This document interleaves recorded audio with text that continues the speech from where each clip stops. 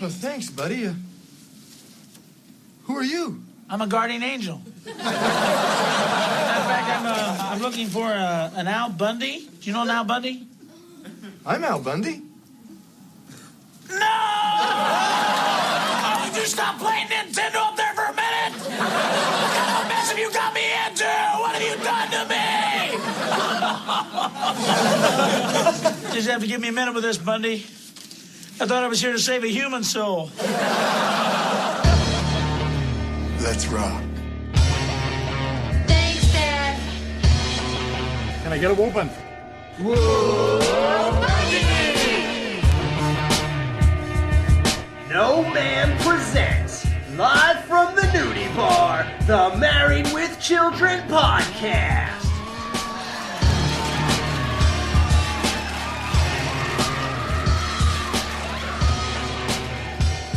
And here are your hosts, Dan, Jamie, and Al. I saw Mommy kissing Santa Claus. What's up, guys? This is the Married with Children podcast, and we are back for our second half of this epic saga. It's a Bundyful life. My name is Al, and I lamented I had no shoes until I met the man who sold them. My name is Jamie. I've got Bulgaria and its terminus. Ooh. And I'm Dan. You know how many people with lives a lot better than mine commit suicide this time of year? Ooh, lots, man. Stay away from the razors. I know. Yeah, guys, we are back for part 2 of It's a Bundyful Life. This is the big episode where Sam Kinison guest stars as Angel. That's what it says on the VHS cover that you. That's his name. Yeah, well, on the VHS cover you could have bought, it says with Sam Kinison as, in quotes, Angel. Angel. Oh. Season 4, Episode 12, air date December 17th, 1989. Immediately after the first episode of this two-parter was aired. Director Jerry Cohen, writers Michael Moy and Ron Levitt. Al blows his last chance for a Merry Christmas until a gruff guardian angel shows him how his neighborhood would be without him. Who wrote that? His neighborhood? Yeah. I mean...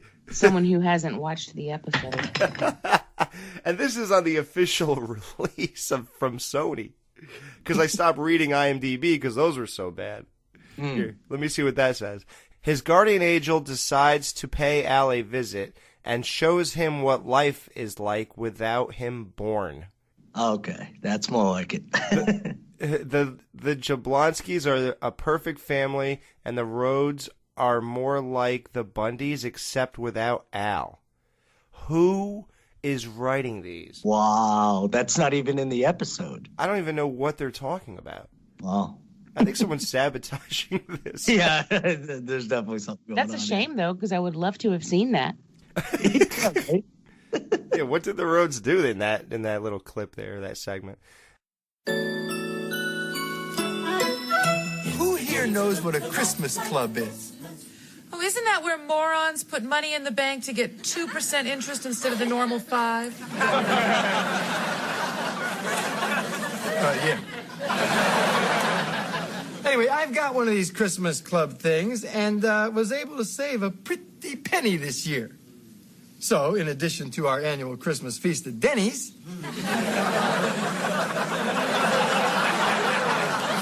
this year we're getting presents. Oh, I can't believe it. This will be the worst Christmas I ever had. I'll wind up home alone, sitting in the dark. That is, unless some friends invite me over.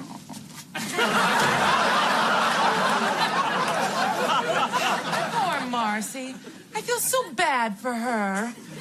So, Al, we're really going to get presents? Yeah, you betcha. I pick up the money tomorrow morning. This is going to be the greatest Bundy Christmas ever.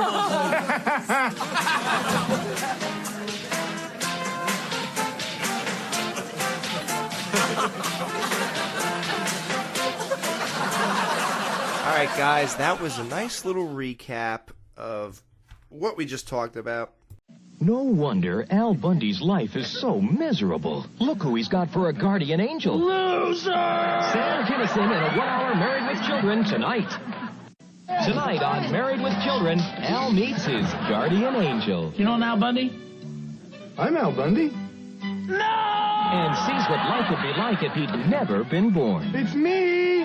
She doesn't know you're there, Bundy. Just like when you're having sex. Sam Kinison guest stars on a 1-hour Married with Children next. This second half, as we said, it aired the same night, so it was a two-parter on December 17th, 1989. The recorded date was December 8th, 1989. Now, what's so special about that date, Alex? Well, Kelly's birthday in real life is November.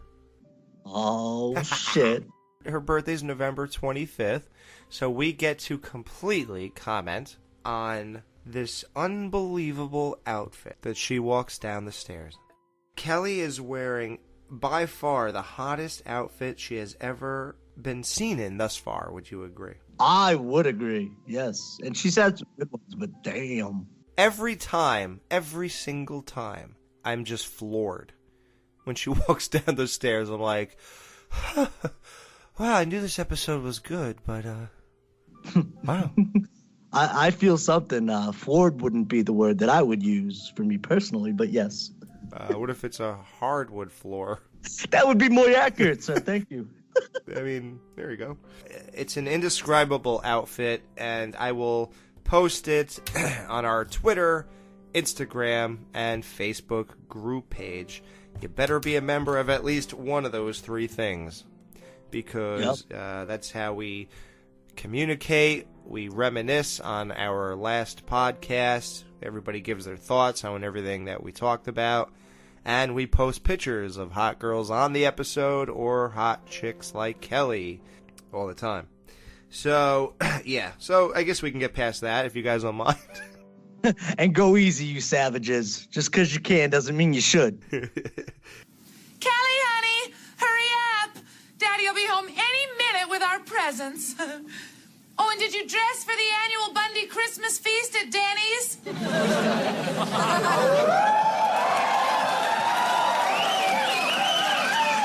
Is this okay, Mom? I haven't worn it since Grandma's funeral. Well, it did knock 20% off the embalming. Hey, maybe they'll give us a deal on the Christmas platter. But that outfit, actually, it's their annual Bundy Christmas feast at Dennys outfit, which doubles as Al's mother's funeral dress. It's fitting. Yeah, low cut top, belly exposed, mini skirt. I mean, it's just got it all. It's tighter than all hell. Now, we all know Kelly wears outfits like that to funerals, which was evident in Requiem for a Dead Barber. We saw that hot little funeral dress she wore, and I did post that on her Facebook. Now, they have snow cones that are literally snow cones. I'm surprised they had ice cream cones. That's kind of a big deal for them, right? Like, they're eating toaster crumbs, and suddenly we're supposed to think they're lowlives because they're putting actual snow on these cones, but they're real cones, like, bought from a store. So they got ice cream cones, no food, beer in the fridge. Priorities.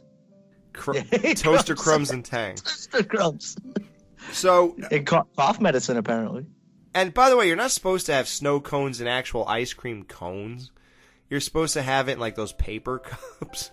So, like, that just shows how stupid Peg is again, or something. Like, who actually eats the ice cream cone when you're having a snow cone, right? Makes no sense. Isn't that, like, the other half of the joke that maybe people kind of even overlook? Yes. Okay, come help me make snow cones for Daddy. Bud, hurry up. We can't make them without you. Here's the snow. Okay. Who wants lime? I do. Hand me the mouthwash. I want cherry. Okay, give me the cough syrup. Like, do we all know why that's wrong? Yes. People get high off of cough syrup all the time. But at least back then they didn't make you like sign a form and take your ID and make you go through 5 metal detectors before you try and leave CVS to get it. Do you remember that episode of 90210? Brandon, I think it was Brandon, was syruping. Well, he was? Oh, wow. 90210. I think it was 90210. I don't remember Brandon doing it. And, well, the ingredient that gets you high is DXM. Rod, DXM, I'm sorry. Yeah, not DMX. Daddy! Oh. Daddy! Give me. Now, kids, give your father a chance to relax. Make room. Give me. Family! I think we've fallen a tad short of the true meaning of Christmas. It's about love, about family. I think something's rotten in the state of Denver, Mom. Which makes no sense for 2 reasons. One, they're not in Denver. And Denver's not a state. Okay, 3 reasons. Denmark is what she is supposed to have said. Now, what is that from? Hamlet. Someone in Hamlet actually says that. Yeah, no one calls her on that either, which they just kind of look at her. Yeah. Do they know she's wrong? I don't know. And as they're all contemplating why Al has no presents, he delivers his second creepy smile of this 2-parter. Yeah, dude, there's another one. You're right. Wow. What an odd choice. Yeah, 2 creepy smiles in one legendary episode, one 2-parter episode. So, Al, I notice you're not burdened down with presents for your loving family. Are they in the car? Well, no. Are they being delivered? No. Are they invisible?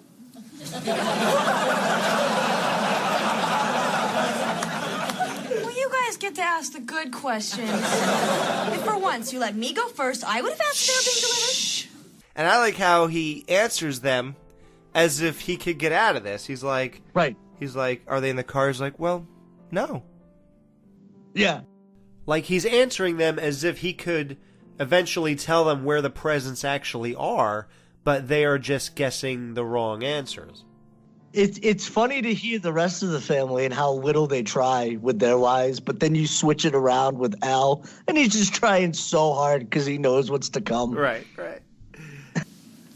You see, I was coming home with great presents when I was surrounded by a band of bears and Indians. See, normally you wouldn't think the two would get along, but there they were. I fought them with everything that I had, but they took all my presents, and they flew away. Oh, Daddy, are you okay? Rest, Kelly. And it's weird that he says that because those are my 2 teams in sports, the Chicago Bears and the Cleveland Indians. So that's like a weird combination to put together. Yeah, but then he says they flew away. Like, if there was any bit of credibility, like Kelly believed him, yeah, and then they flew away. Oh, Daddy, are you okay? Can you imagine your whole life was just being with Kelly? Like, you could just lie about anything. She's like, wow, really? Yeah, I'd somehow make it work. I'd make that work, yeah. You do have presents, don't you, Al? We kissed your hand and called you Daddy. The bank closed. You rotten mullet head. You rotten mullet head. Yeah, I like that line. That was one of my favorite lines, actually. And for the record, Al does not have a mullet. No, but it was still a good line. It wasn't my fault. I did everything that I could. A real daddy would have held up a liquor store. They're open till 6, you know. Silent Night, Deadly Night. Remember that? When the Santa held up a liquor store and he shot the guy, and then he later on met the family down the road? Yeah, I was thinking more lines of when did the Sticky Bandits? I thought they got Duncan's toy store. Did they rob a liquor store on the way to Kevin's house? I was thinking of the donut shop robbery in Boogie Nights. Oh my God! Wow, Jamie's going really dark on this episode. Wow. He's talking about a Santa who murdered a family and raped the mom. Right. Yeah. Right. She's talking about people consensually. Never mind. So Al wanted the extra 3 cents worth of interest, so he was willing to risk not taking the money out of the bank the day before Christmas Eve in order to buy presents. That is just unbelievably stupid to me. 3 cents. And he justifies it, like we said earlier, with a joke that was going to be our waitress's tip. But he is known as No Tip Bundy. So what's the difference? I mean, I don't... Well, it is the Christmas day, so it's a special occasion. So he's got a tip of 3 cents, yeah. That's true. I'm surprised that they still get to eat out anywhere. I'm surprised Right? anybody will wait on them. I mean, because we have people, there are people that I flat refuse to wait on. Yeah? I won't, yeah. And there's this one guy who goes to the restaurant where I used to work. He still goes there. There's one waitress who will wait on him. No one else will do it. They will walk away from him. They'll tell him to get out. Like why? What kind of disgusting? Well, because he's first of all he's just rude and nasty. Like he's just really mean, and then he doesn't tip, and wow. And they're like, why would I waste my time? You're going to be nasty to me. You're going to be rude to me, and then you're not even going to tip me? No. Right. So I'm really shocked that they even can still go to Dennys. I mean, if they are in the habit of tipping their waitress 30 cents. Yeah. For a family of 3 4. cents. Oh my goodness. 30 cents. So that would be 6 cents today. Oh my God. Did you have to pull up the calculator? The inflation calculator. Inflation calculator. That was quick, dude. Man. Thank you. Thank you. Hey, just because we don't have presents doesn't mean we can't have Christmas. Daddy, Christmas without presents is like Thanksgiving without pizza. In this now, case. do you get to eat the whole thing or just the top and save the crust for later? Yeah, just the cheese. But Bud can't do that anymore. We all know that, so we're going to come up with a new game plan next year. And it's weird because Christmas without presents in the Bundy's house is not like Thanksgiving without pizza. They always get the pizza on Thanksgiving, but they don't always get presents. So I'm actually surprised that comparison was made. They are totally disappointed in Al. They leave him there and go to Dennys anyway because Peg had like $8 on her, and they head out there, leaving Al completely alone. Well, Buck, old friend, I guess it's just you and me, huh, boy?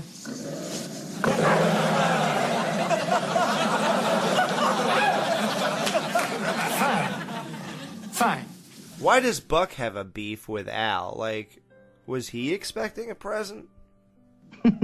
What would why would he have any problem? No, maybe he's mad because Peg took his took the jacket back. He's got nothing to lay on now. Oh, she did? Well, she was going to wrap it up and give it to him for Christmas. She rewrapped that along with his toothbrush that Kelly gave him. You guys just blew the lid off of that one. That's the reason. Yep. Wow, nice catch. I knew there was a reason I wanted to reunite with you two. I don't care. Enjoy my holiday. So Al has a big hole under his shoes when he puts his feet up on the table. And that's really odd because one of our members of our Married with Children research team, Annabelle Whitford, she realized that in the episode You Gotta Know When to Hold 'Em, which we all know is later on, season 4, episode 16. If you look at the bottom of Al's shoes when he has his feet up on the table, you can still see 555 shoe imprinted on the bottoms. Oh my God, you can. Yeah. So, and how is it on this episode, he has a hole, and the other one is like totally, like his left one is still destroyed quite a bit. but later on, it's more intact and still has the imprint of an episode or two ago. Or actually, at that point, it's a few down the road. It'd almost make you wonder if, like, Al Bundy's wardrobe, they just, like, have, like, 4 pairs of shoes, and he just randomly picks one once in a while, you know? Are they the same shoes? Technically, no, I guess, but... Well, I mean, the hole in the shoe, too, would imply that he doesn't... Because it would make sense for him to be a woman's shoe salesman and still not really have, like, nice shoes. That much access to nice shoes, you know what I mean? Yeah. Like, if it was a men's shoe store, yeah. But it is a women's shoe store, so yeah, it would make sense. He can't steal good shoes for himself. Good catch, though. Yeah. That's awesome. Yeah. Good stuff. Now, this episode was heavily edited. Especially when they like rebroadcast it, and definitely in the Sony DVD releases, which was the first releases of Married with Children. When Mills Creek took over, or Mill Creek, however you say it, when they took over, they said that everything was going to be intact, and that was their way to get you to buy these again. Now, they're still cool because they released them all for $25, which is far. I think I paid like I said one time, $18 to $22 or $3 for each season when it was released by Sony. Yeah, back in the early 2000s. So the fact that you guys could get all 11 seasons for $25 is amazing. But yeah, so supposedly it's a whole thing about, and like we said, this was released on VHS back in the 90s or whatever. So I don't know how that was. That VHS copy is exactly 47 minutes long. Now, if you did 22, 22, 44, then add the extra 3 minutes, then you could probably say that everything's intact. But who knows how that timer worked, if they're counting as soon as this tape starts rolling. I really don't know. If anybody out there knows, post it on our Facebook, Twitter, or email us, and we will talk about that on the Season 4 wrap-up show, which will be exclusive on our Patreon, along with a bunch of video commentaries we still have on there, and our Season 3 wrap-up show is still on there on our Patreon. Please support the show. It's a lot of work every week that goes into it. It would be great for you guys to support, and everybody who does, thank you. But back to this unedited DVD from Mills Creek. One of the things that are cut out of this, there are 2 things that I noticed. And one of them is Al singing Winter Wonderland after he goes to pet Buck and he growls. He goes, no, no, no, no, no, no, no. Yep. Sleigh bells ring, are you listening? In the lane, snow is glistening. Just the dogs. Just the man who's losing his mind. Beautiful sight, happy tonight. Oh, please, somebody shoot me. That's not in the other DVDs. And then Al goes outside to fix his Christmas lights. He figures I'll light them up, whatever, what the hell. And he's funny because I always find it funny when people decorate their house the day of Christmas Eve or the 2 days before or whatever. It's like, why bother? Right. Like, would you even waste your time with any of that if you weren't going to have it out there for at least a month? If it's not out there like 2 weeks before, then I just give up altogether. Right. Yeah, like, Jamie, how do you decorate your house? I always do it December 1st. I do a full month, and I leave them on for a week or 2 after Christmas. Right. I always used to do on Thanksgiving. I would put up the Christmas tree and start decorating. Sometimes I'll wait till December 1st, and then I always take stuff down New Year's Day. Oh, okay. But I have in the past, if I've been like not in the mood, like just not very Christmassy, I've waited until 2 weeks before or a week before if I had something happening, like an event or people coming over, and I just hadn't felt like it up to that point. What I have never gotten is the people who put up their Christmas tree on Christmas Eve. Yeah, what a waste of time and money. To me, it's just not worth it if you do it then. But I mean, that's tradition with some people, so whatever. But I've never done that. You know, I do know how I'm always excited to put up my Christmas decorations because I have a lot of Christmas decorations. So it is exciting. But then every year when I go to take them down, it's pain. But then when they are down and my house is back to normal, there's like a relief, because it feels so less cluttered. It's, you know what I mean? Like it's just not as garish, It's because weird that way, right? everything's all colorful and everything during the time and lit up. And so when that all comes down, I'm like, Well, and not only that, it's a sign of relief that all the holidays are over. Thank God. Because really they start when I start decorating in October, or not in October, but when I start decorating for Halloween, then it's just nonstop until after Christmas. Mm-hmm. It's weird. I have had the worst luck for the last 2 years. I've owned this house now for 2 years and had 2 winters here. And I go to great lengths to put lights across the top. I have like a bi-level house. It's straight across both gutters, like I don't have gutters, but that doesn't make it exactly straight across, does it? If it's bi-level. Yeah. I'm sorry. Oh God, Jesus. Man, I gotta really pick up on you. So you put lights on like the lower half, which is easy with just a regular ladder. Then I have to go on top of my roof like Griswold and put the lights across the entire gutter of the top. 2 years in a row now. The lights on the top where I almost killed myself to put them up, they stopped working 2 weeks before Christmas. Aww. Could you believe that? And I can't even begin to wonder why they stopped working and the bottom ones are fine. Nah, dude, you got to do it like Griswold. You got to go through every one by one, and find it. The twinkle lights. Yeah, they're not twinkling. Yeah, thanks for pointing that out, Art. Oh my God! So Al goes to fix. Okay, so Al lights his lights up, and only one light lights up. Now he is doing even worse than Homer Simpson at the same exact time. If you both remember, The Simpsons' first episode ever was this year. This December, and it was a Christmas episode. Nice. Yeah.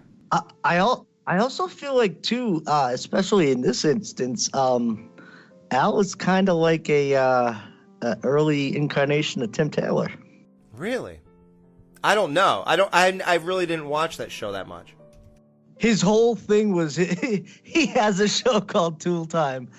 He just can't fix anything, and he just gets messed up from literally anything that he tries to make, and he always tries to put more power into it, and it never works out. Wow. Oh my God. You won't believe this, guys. What? The Simpsons roasting on an open fire, the first Simpsons ever, aired tonight, December 17th, 1989. What? Wow. Can you imagine? And I was there for that. That means I probably watched this live. That's weird. Wow. That's crazy. Because I know I watched The Simpsons live, and I was big into Married with Children, basically from the beginning. Me too. I mean, I was there that night. Wow. These both aired on the same night on the same channel. That's cool, though. That's so cool to know in terms of the date, because that's pretty much like the beginning of Fox in its heyday. Oh, God. Because I would say so just with Married with Children, yeah, but The Simpsons took Fox to a new level. Married with Children saved Fox because they were out for, 3.5 years before The Simpsons. And they brought Fox into a real...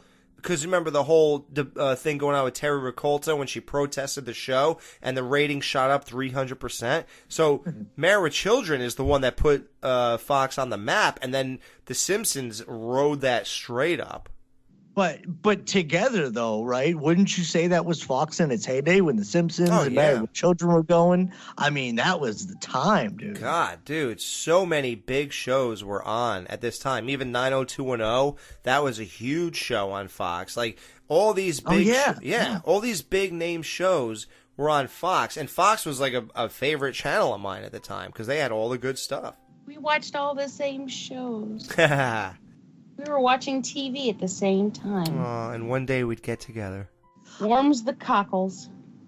I love you. All right. I like Dawson's I was only Creek. 4.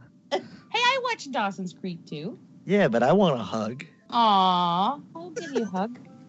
Yeah, exactly. Hey, listen, we have a show to do. I mean, we have to get to... Oh, so Dan's going to love this. So... Dan, what happens when Al's messing with his lights outside? Who does he talk to? My boy Donnelly, dude. Dude, do we ever get to see Donnelly? No, but I will verify that it is the same voice both times. Oh, it is? Okay. Yeah. I love Donnelly, dude. And I love how Al's jokes towards Donnelly are always... pretty much always the same joke. Always making fun. I was going to criticize that, but you know what? I love it. Right. It might be a good thing because what that might be telling us is that, listen, I think the mailman's really banging Donnellys wife. Right. If Al's going to mention this 3 times now. Hey, Bundy, my family got me a new TV set for Christmas. What are you getting?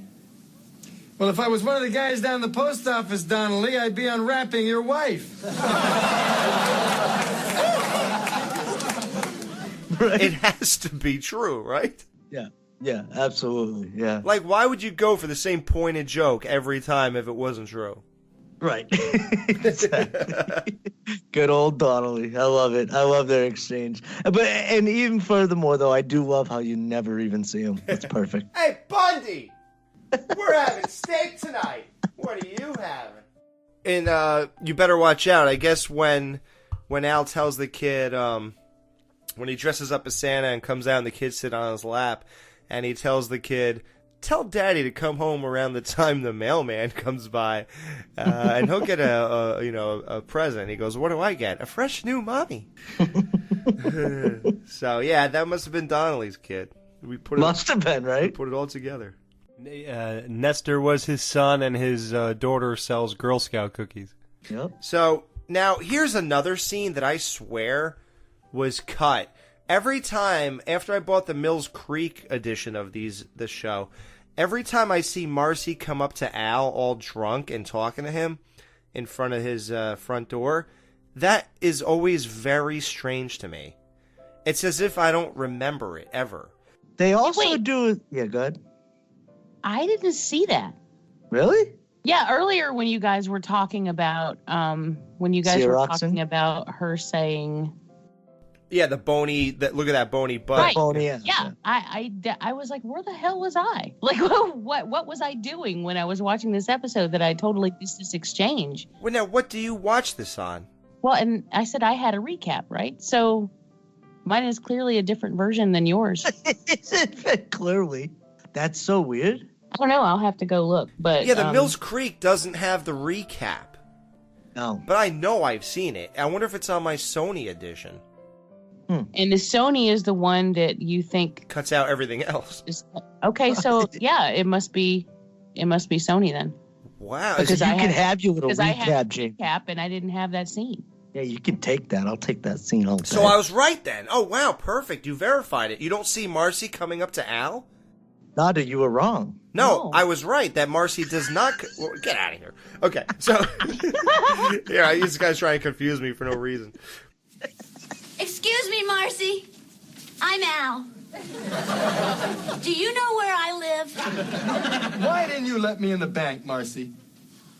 I was going to, but I got so sleepy. I guess I fell asleep. Oh, but you gotta see this. Some bimbo got so smashed she Xeroxed her behind. Everybody got one.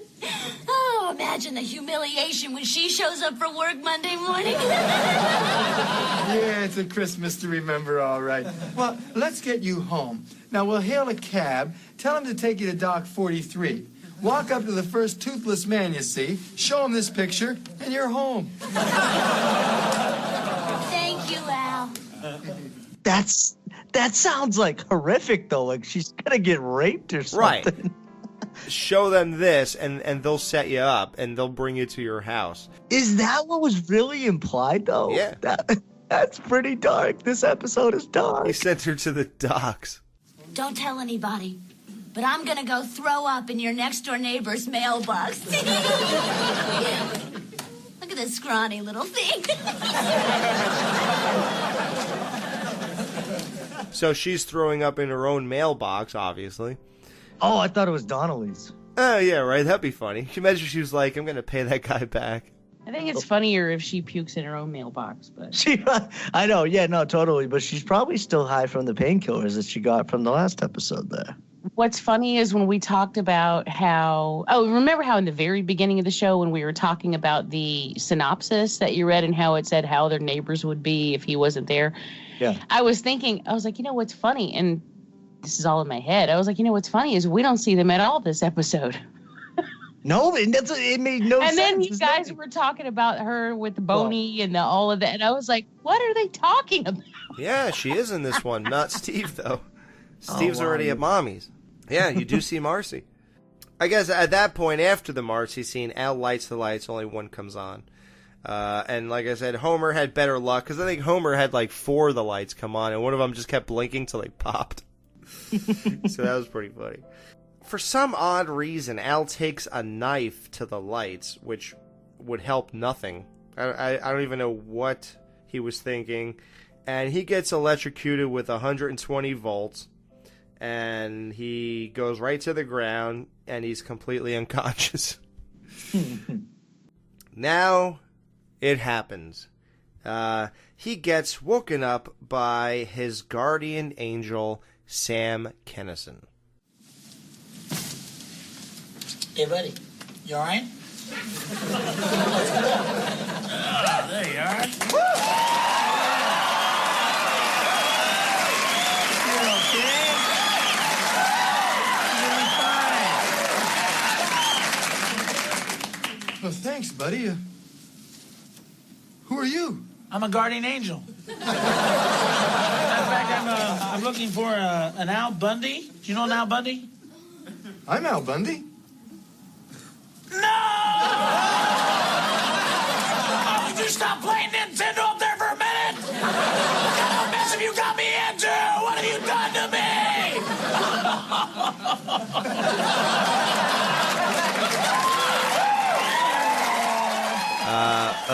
God. This episode, I basically have been even like coming up with, Married Children podcast, that'd be really cool. And, you know, it's cool generally, but then when you start thinking of certain episodes you can't wait to get to, this is probably the top of them. And I'm not even saying it's the best episode. It's sort of beyond that kind of thing.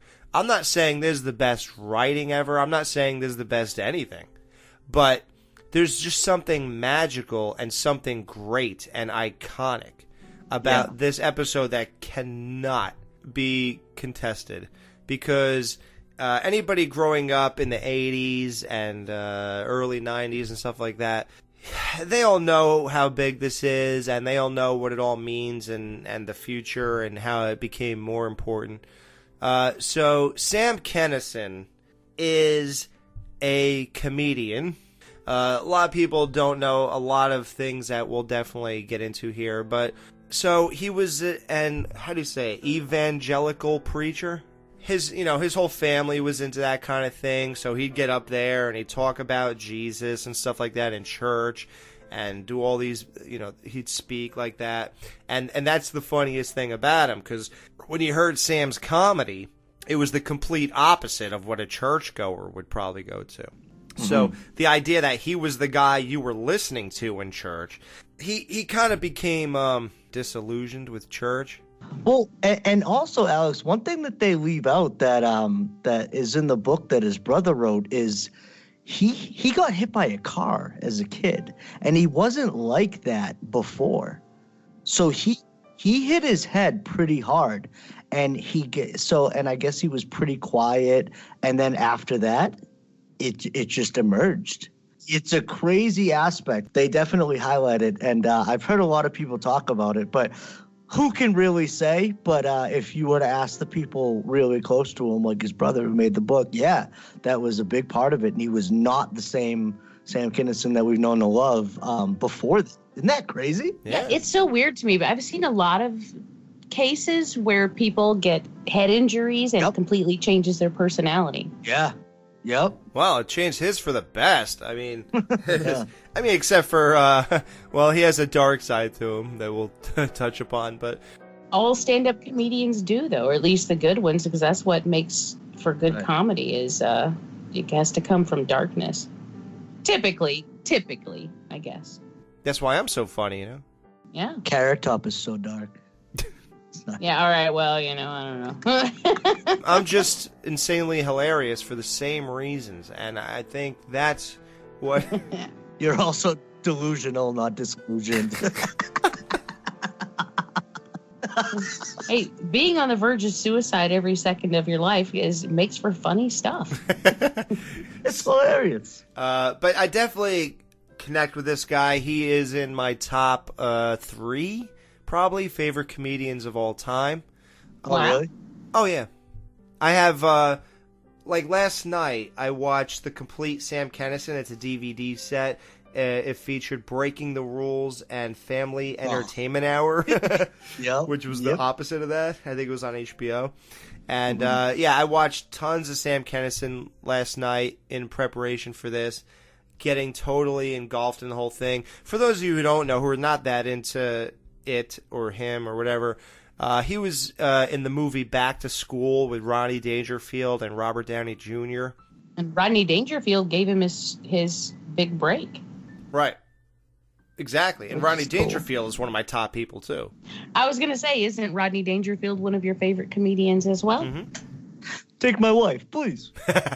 Yeah, I used to be a big Sam Kinison fan back in the day, back when he was current. I, however, have not watched anything that he's done in years until I knew this episode was coming up. And then I've started watching some things recently. And I had forgotten how much I liked him. Mm-hmm. Well, now, Jamie, do you think it still holds up today, though? Yeah, I think it's funny that a lot of the stuff he says, and this is true of any comedian back then, or at least the edgy ones, a lot of the stuff they said would never hold up. I mean, you couldn't get away with it. Be allowed, right. You know, and that's a whole different subject. Yeah. Dave Chappelle recently. Richard Pryor. You know, oh, yeah, Chappelle, yeah. But that's a whole different subject, and we all know how I feel about that. But I don't like it. But I don't like it. I was watching. I was like, wow, this is so subversive and great. But that's what makes it great, you know. But it was at a time when you could do that, right, and not get the same kind of backlash. There was always backlash because there were people who just, have always been stuffy and didn't like edgy comics. But and he would take things farther than a lot of people were comfortable with. Oh God, the Jesus jokes were unbelievable. Oh, I know, but to me, that's the best comedy. Right. That's the point of good comedy, is to take it where no one else will. Because if you're just going to say the same things we'd say to each other on the street, why would I pay you for that? Right. And guys, and I agree with that so much that's a big part of it, But at the same time, okay, so at this time you got Dice Clay, who did the exact same thing, right? Just different approach, obviously. Well, yeah, they were rival comics, yeah. Oh, they were rival. Well, but I'm just saying, in terms of that edgy comic stuff that you're talking about, Jamie, right? But here's the thing about Kinison, where it's his delivery. Obviously, the way he approaches things is so funny. By the time he's screaming, that gets me every time. It's just, and it's almost like an easy thing to go to, but when you know his personality and you start putting all those jokes together and you realize like this is really him, like this really is his personality. And don't get me wrong, all the edgy stuff and all the dark humor and all the subject matter that he touched on, definitely I agree plays into it. But I just love that delivery, man. It still holds up with the greats, you know. Oh yeah, he is the great, you know. And if you like, there's a guy who hung out with Sam. He was like a part of his crew for like a little over a year, and he, I don't know, I guess recently, in the last 10 years or whatever, he told everybody about this big secret of Sam Kinison that nobody ever knew, ever. Which was what? Where Sam got his whole way he delivers and how he like says, you know, like when he was telling the story about how Jesus came back after being dead and his wife was like, "Where were you, Savior?" And that whole part, and the way he like talks low and then he builds into this kind of screaming and he just keeps screaming. And then, you know, everybody knows that, oh, you know, they all know that, but that I used to do that all the time. I did a Sam Kinison impression when I still do. And my friends would be like, do it. But the way he developed that, believe it or not, is from another amazing genius in the world named Gene Wilder. Oh, that's right. Yes. Yep. Yes. In a movie called Young Frankenstein. Young Frankenstein, there's a scene where Gene Wilder, I guess it's when he first, you know, talks to this Frankenstein guy he made, and he just builds up into this whole crescendo of screaming. I'll play it right now. This is a nice boy. This is a good boy. This is a mother's angel. And I want the world to know, once and for all, and without any shame, that we love him. Oh. I'm going to teach you. I'm going to show you how to walk, how to speak, how to move, how to think.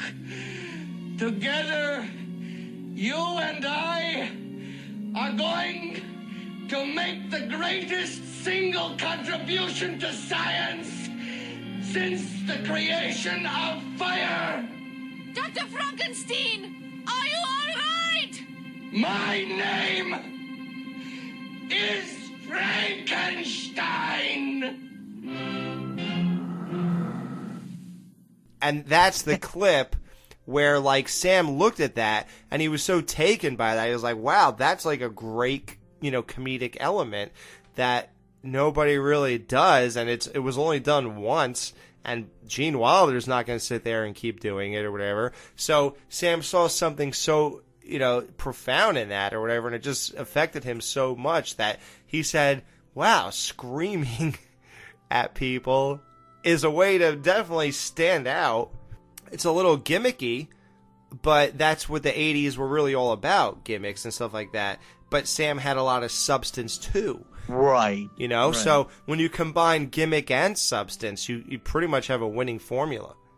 Well, and even though you said that it's only in that one scene with Wilder, you can kind of see that that erraticness in Willy Wonka too, especially. Oh in the yeah, latest... you lose.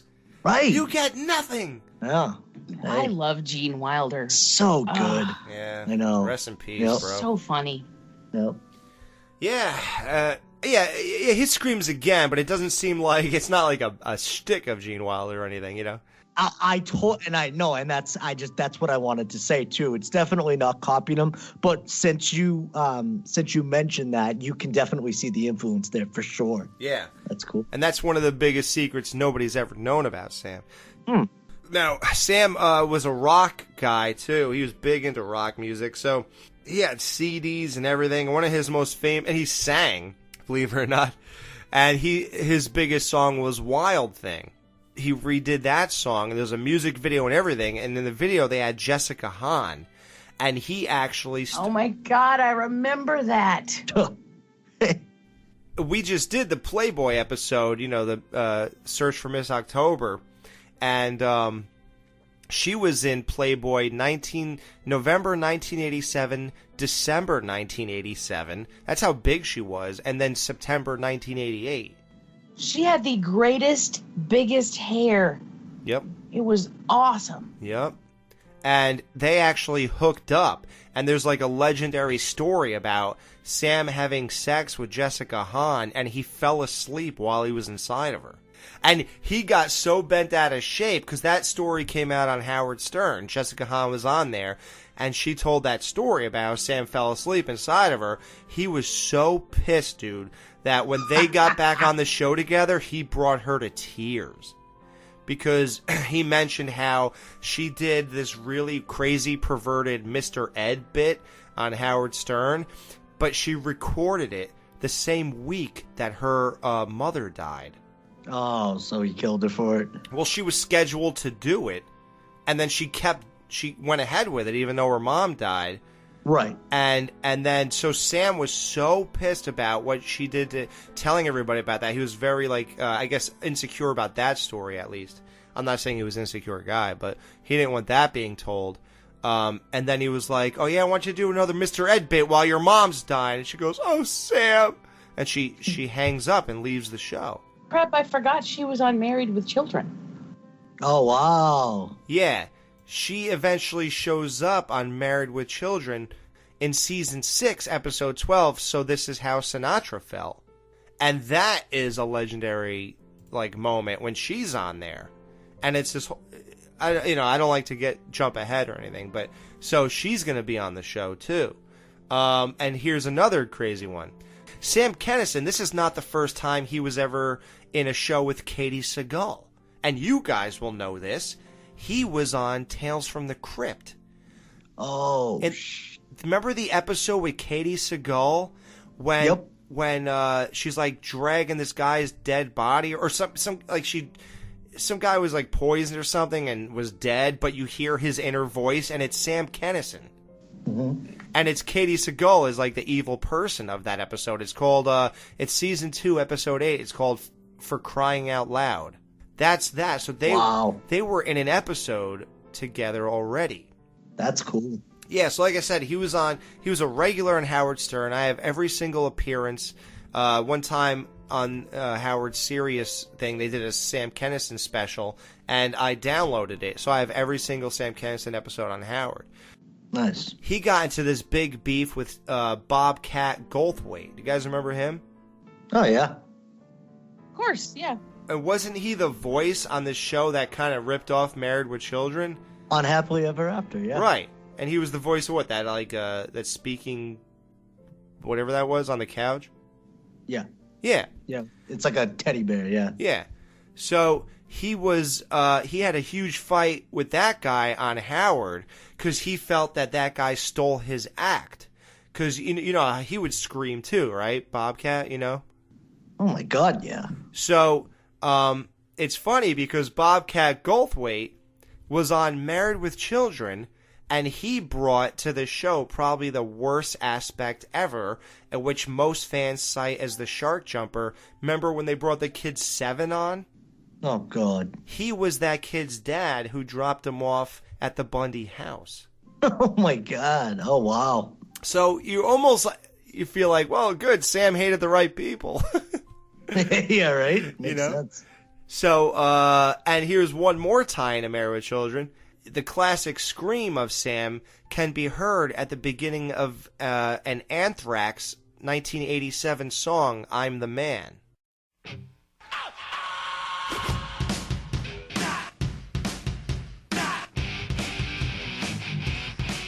And Anthrax was on Married with Children. Oh, that's right, they were. Wow. Yeah, they had a dinner with Anthrax, and they totaled the house. That song they play during that episode is the song that our show kicks off with after the intros. Once we do the whole intro thing and the music is there and it stops, and then you hear that thing in the background when we first start talking, that's that song that Anthrax is playing.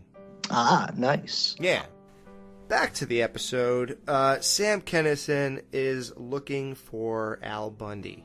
Once Al verifies that he is Al Bundy, Sam screams up to heaven. No! Stop playing Nintendo up there. What have you got me into? And when he's screaming to, I guess, Jesus or God or whoever he's talking to, I wondered to myself, like, why is he reacting this way? You just have to give me a minute with this, Bundy. I thought I was here to save a human soul. That's all right, never mind. And if you already knew what kind of person he was, why would you be surprised that the guy standing in front of you is Al? So why would you be so, like, freaked out by it?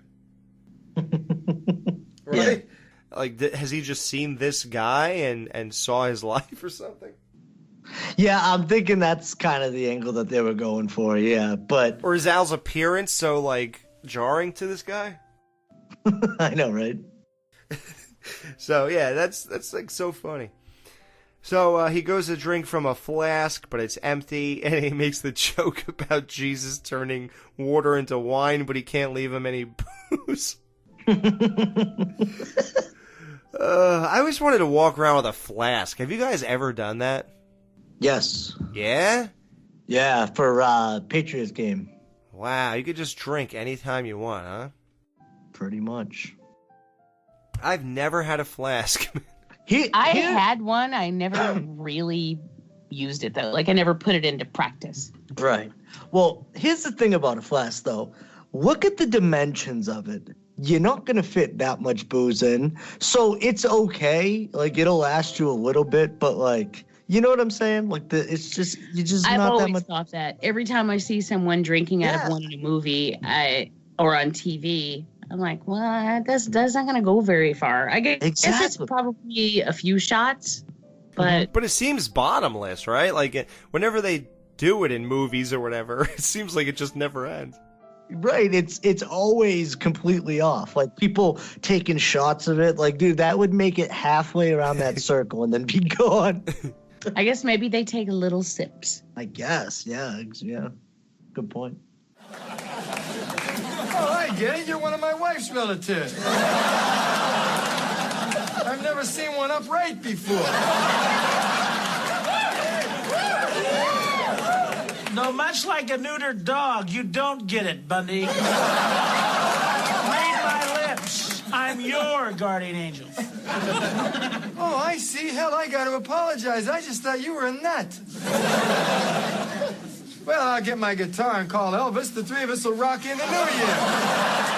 And it's funny because Al goes to Elvis again, and, you know, there's that big Elvis episode of Married with Children that, you know, we already talked about on the podcast. And Al brings him up again, so it's funny how that's like a thing in their life.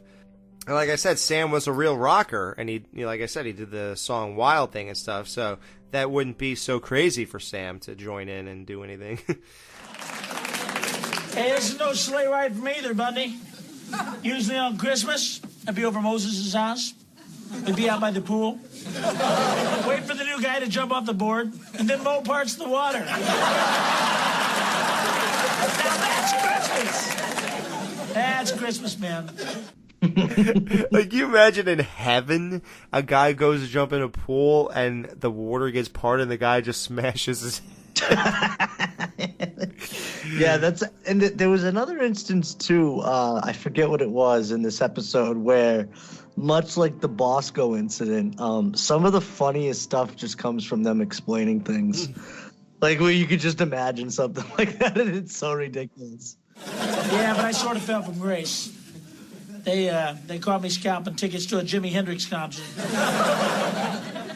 Yeah, here I am. But it's enough about me.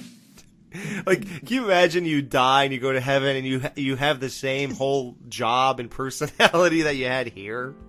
Like, Jimi Hendrix is still in heaven right now playing concerts. And you run into Kinison trying to scalp tickets. Yeah, can you imagine that? Oh my god! Like, what do you pay for concerts with in heaven? I don't know. It's the funniest joke you can't look into. What's it going to take to convince you that I'm your guardian angel? Fly around, play a harp. Hey, I'm an angel, not Tommy Tune. I see it's the old standby, huh? Tell you what, make a wish. Anything, off the top of your head. Make my Christmas lights work. Oh, yeah, although that works great for the instance we're in and to move this along, I just don't believe that would be Al's wish. Yeah, right. Like, why would he care about that? You are an angel. Hey, I want another wish. Aren't you supposed to get 3? Hey, don't be a wish pig, Bundy, all right? You wanted 3 wishes? Get a genie. Besides, anything that I can't get a receipt for comes out of my own pocket. Oh, come on. Just give me one more. Turn the lights back off and give me the hee-haw girls. I'm just sitting around waiting for them to die myself. I assume that he's talking about the girls from the show Hee Haw, that they would wear the really short cutoff shorts and the tied up shirts and have the little pigtails and everything. I don't know if you guys ever watched Hee Haw when Hee Haw when you were growing up. Well, you should. It was actually pretty funny, and I mean it was basically a sketch comedy show based around country. So, the whole shtick was that they were, like hayseeds, Gotcha. but it was basically sketch comedy. So it was funny. Anyway, I know one of the Hee Haw girls, and that's Marianne Rogers, who also used to be Kenny Rogers' wife. Oh my God. And she was pretty hot back then. But yeah, that was the thing, is they were hot little country girls. Well, this show has 655 episodes, ran for 26 seasons from 69 to 97. Oddly enough, they ended the same year the Married with Children show ended. Why, it went for that long? Yeah. Well, hee-haw. Wow. Huh. It's amazing a show could go that long and it never popped up on my radar. The only time I ever heard of it was Al. Like, it's never ever been on my TV screen and never been anywhere in my circle of any traveling. Well, and you think too of the time, so I'm automatically thinking in living color, right? And then I'm thinking after that, in terms of like sketch comedy stuff, you got that, you got Saturday Night Live. Yeah, it's weird. And then later in the 90s, what was the one that came? Mad TV. Yeah. So. I know you think you got it tough. Your wife doesn't respect you. Your kids think you're a failure. A good day for you is when you don't come across any new foot diseases. Believe me, I sympathize. But you think your life reeks? Take a whiff of mine, pal. My wife gained 100 pounds for every year we were married. I hope they weren't married for more than 2 years. I know, yeah, get a little out of control. Well, if he's making sort of a sideways reference to his one wife, they were married for 2 years, right? And yeah, she took were. Everything. Isn't that? Yep. Yeah. So maybe that's. He on his comedy stand-up, Breaking the Rules, he talked about he was married for 2 years. A lot. And she took everything. Love you, honey. Now it's funny you say that. Now we're gonna get to something kind of sad.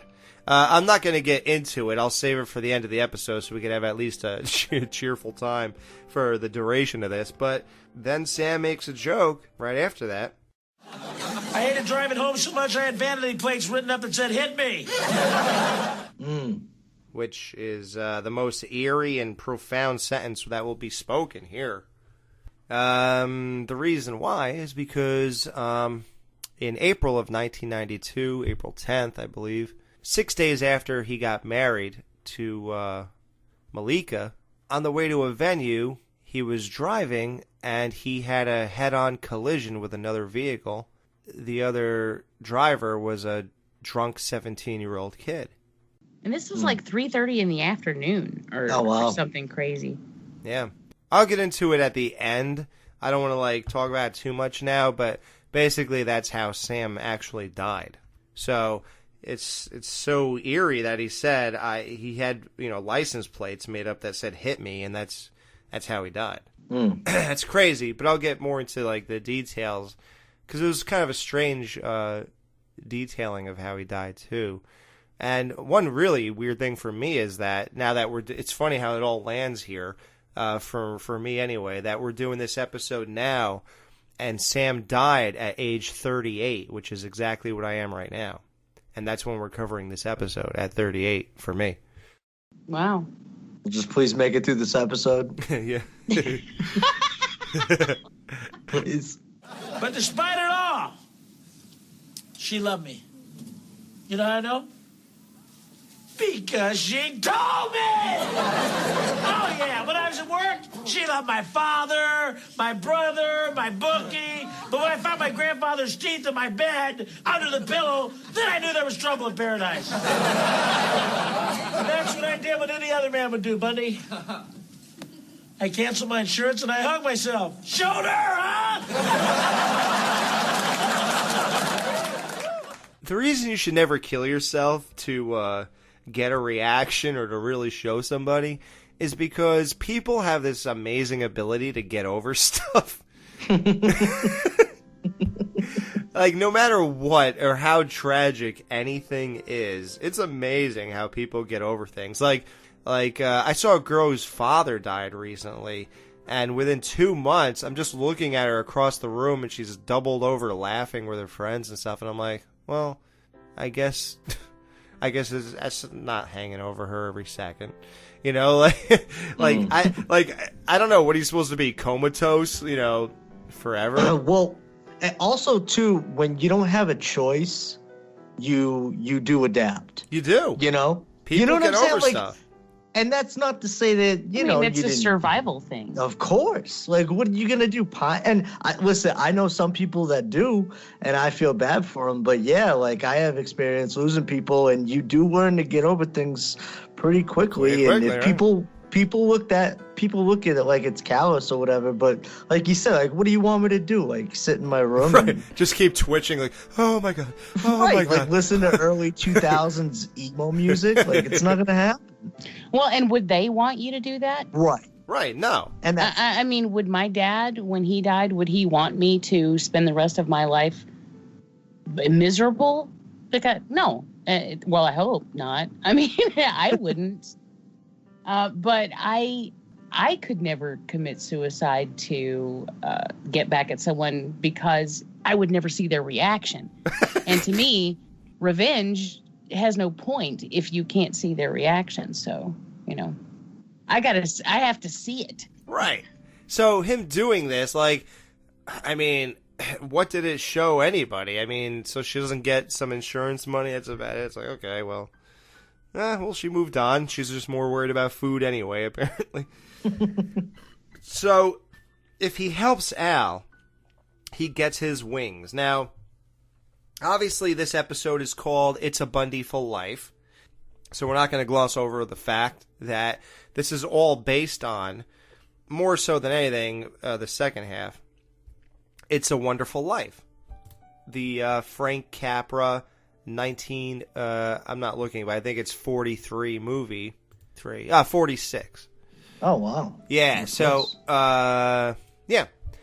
great movie. Everybody knows this as a Christmas movie, starring James Stewart as George Bailey, Donna Reed as Mary Hatch, Lionel Barrymore as Mr. Potter. That was the evil guy of the movie.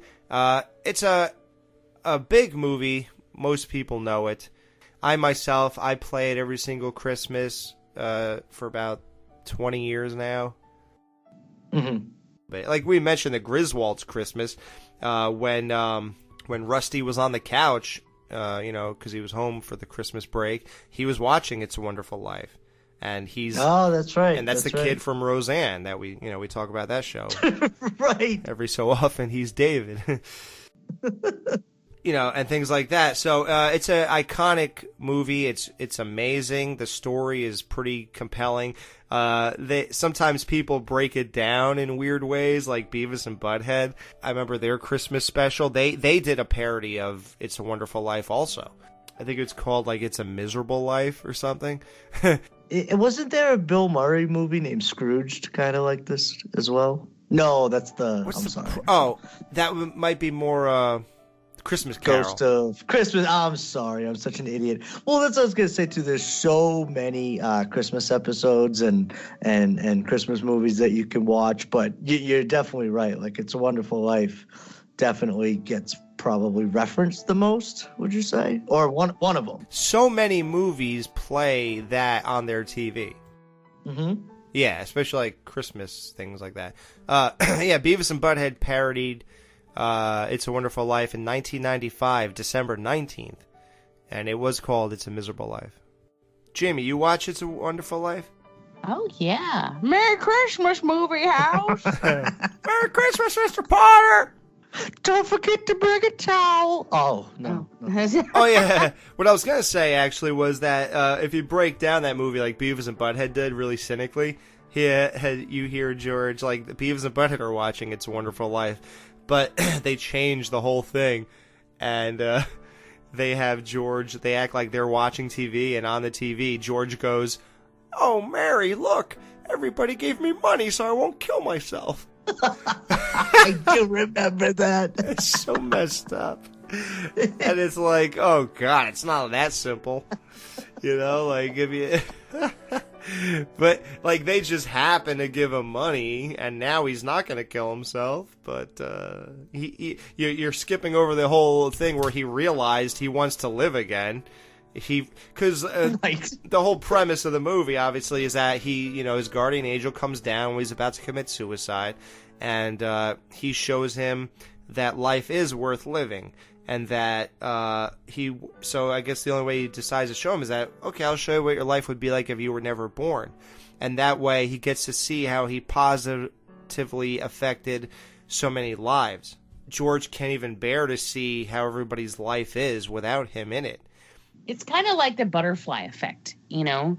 If one person's not around to do one thing, then years down the road, everyone's life is different. Right. Because everything went a different path. Right. I've always been intrigued by that concept. It hurts my head to try to map it out, though. Like, I've even in the past been like, what would happen if I wasn't here? Like, how would people's life? And it's too much. Because you come in contact with so many people throughout your life, and you do so many little, seemingly insignificant things. But what if something as simple as me not being there to stop at a stop sign one day was the reason for someone then crossing the street who got hit from a car coming in the other direction, and that never would have happened if I had stopped at that stop sign. So, I mean, it's things that you could never, ever, ever. And that know person about. that you hit was me. Think about that one. So we wouldn't have to hear this. Huh? No. Wow. See, yeah. So I just saved your life, Dan. See how that works? Thank you. But that's the thing is there's so many things that you would never, ever know. Right. I mean, you couldn't possibly know. There are the big ones that you would know about, you know. Like if I wasn't here, then Brian would be a miserable mess. Nah. If I wasn't here, everybody would just be so bored. But you're right, though. Like, think about that from just not Al's perspective, but just from an outside perspective where it's like, yeah, dude, life would be better without you, in a sense. And that's kind of a weird thing to think about, right? Like, oh, wow, like one of the saddest things you could think about is if I was taken out of this equation, everybody would be happy, right? That was the Beavis and Butthead parody. What we all realize is that the world's better without Butthead. Like, everybody in that neighborhood was thriving. They all had beautiful Christmas decorations because Butthead wasn't there to ruin them and stuff. And Beavis was like a really good guy. He was working in a soup kitchen and helping the homeless. And he was like best friends with Stuart and everything. And he never said horrible things like bunghole and stuff. Like, Butthead was like, "You bunghole." Then all of a sudden Beavis, like when he leaves, Beavis is like, "Bunghole, huh?" Bunghole. Bunghole. Yeah. Bunghole. Yeah. So then he's like, wow, I really am a dirtbag underneath it all. I just didn't realize that. Because no one like Butthead was there to bring that out. But right. I like Al's approach where basically I want to live because I don't want them to be happy. I'm not letting them have this life. That's what I'm saying. Like, and that's what I'm saying. That's kind of my point, where it plays into the whole Bundy theme of like misery loves company. Al just wanted it selfishly. He didn't even do it for his family. Yeah. He did it for him because they would have been better off. Yeah. It's the opposite of the. Yeah. So instead of hanging it up, instead of going to Willoughby, then Willoughby, next stop Willoughby. Apparently it means a lot in heaven with the chicks if you have wings. Now, that would imply that you still score in heaven, right? I guess, is that what's going on up there? I guess you can go to a Jimi Hendrix concert, then you can score. Yeah, like heaven is it's a very different place in the eyes of the Married with Children. Michael Moy and Ron Levin. I gotta have something to look forward to, bro. So I would hope so. Yeah, it sounds better than heaven I might actually want to go to. Yeah, right? This heaven sounds more appealing than the one I've been told about for the last 30 years. Jimi Hendrix concerts? Come on. Chicks. Yeah. So he shows Al what it would have been like if Al was never born. Al walks into this nicely decorated house, tree and all. It's already different. It's funny that they'd even go into Al's house. Like, why would that be relevant if Al was never born? But okay. Turns out Peg lives there.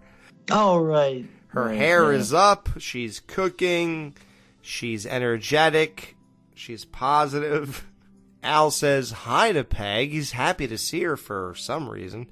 And Sam says probably the best joke of the episode. Peg, it's me and my angel. She doesn't know you're there, Bundy. Just like when you're having sex.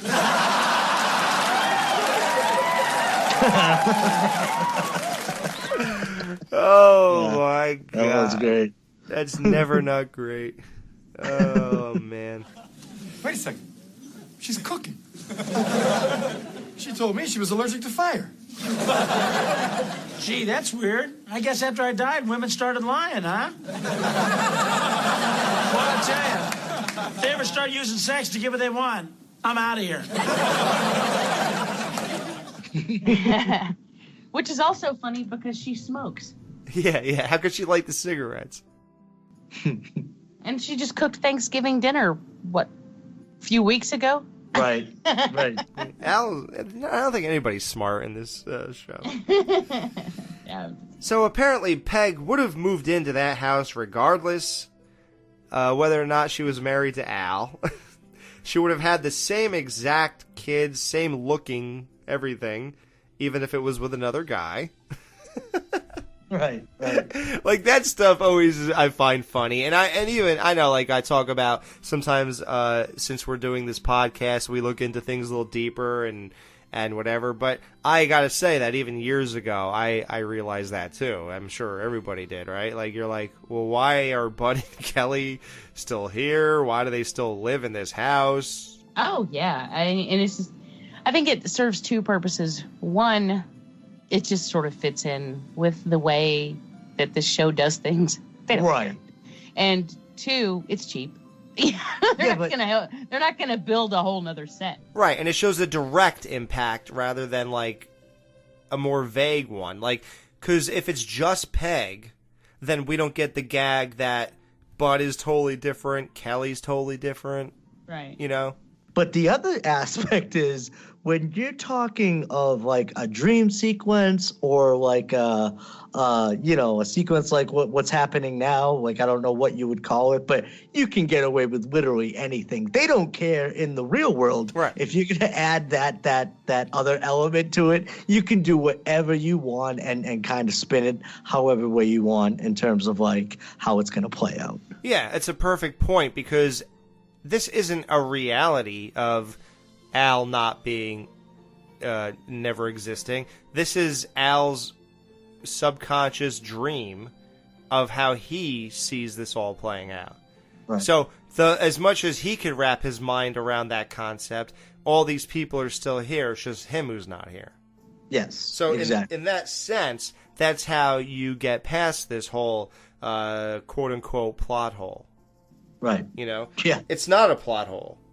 Furthermore, it's just easily, like, you could easily look past it, too, because the stuff that they get away with normally is one thing, but like you said, you add this element to it, and it's like, all right, like, all bets are off at this point, you know? Right. I wanted to say something, too, though, about, because I was thinking about this the other day. It was cool to see Katie Seagal doing, like, you know, even a slightly different thing. Yeah.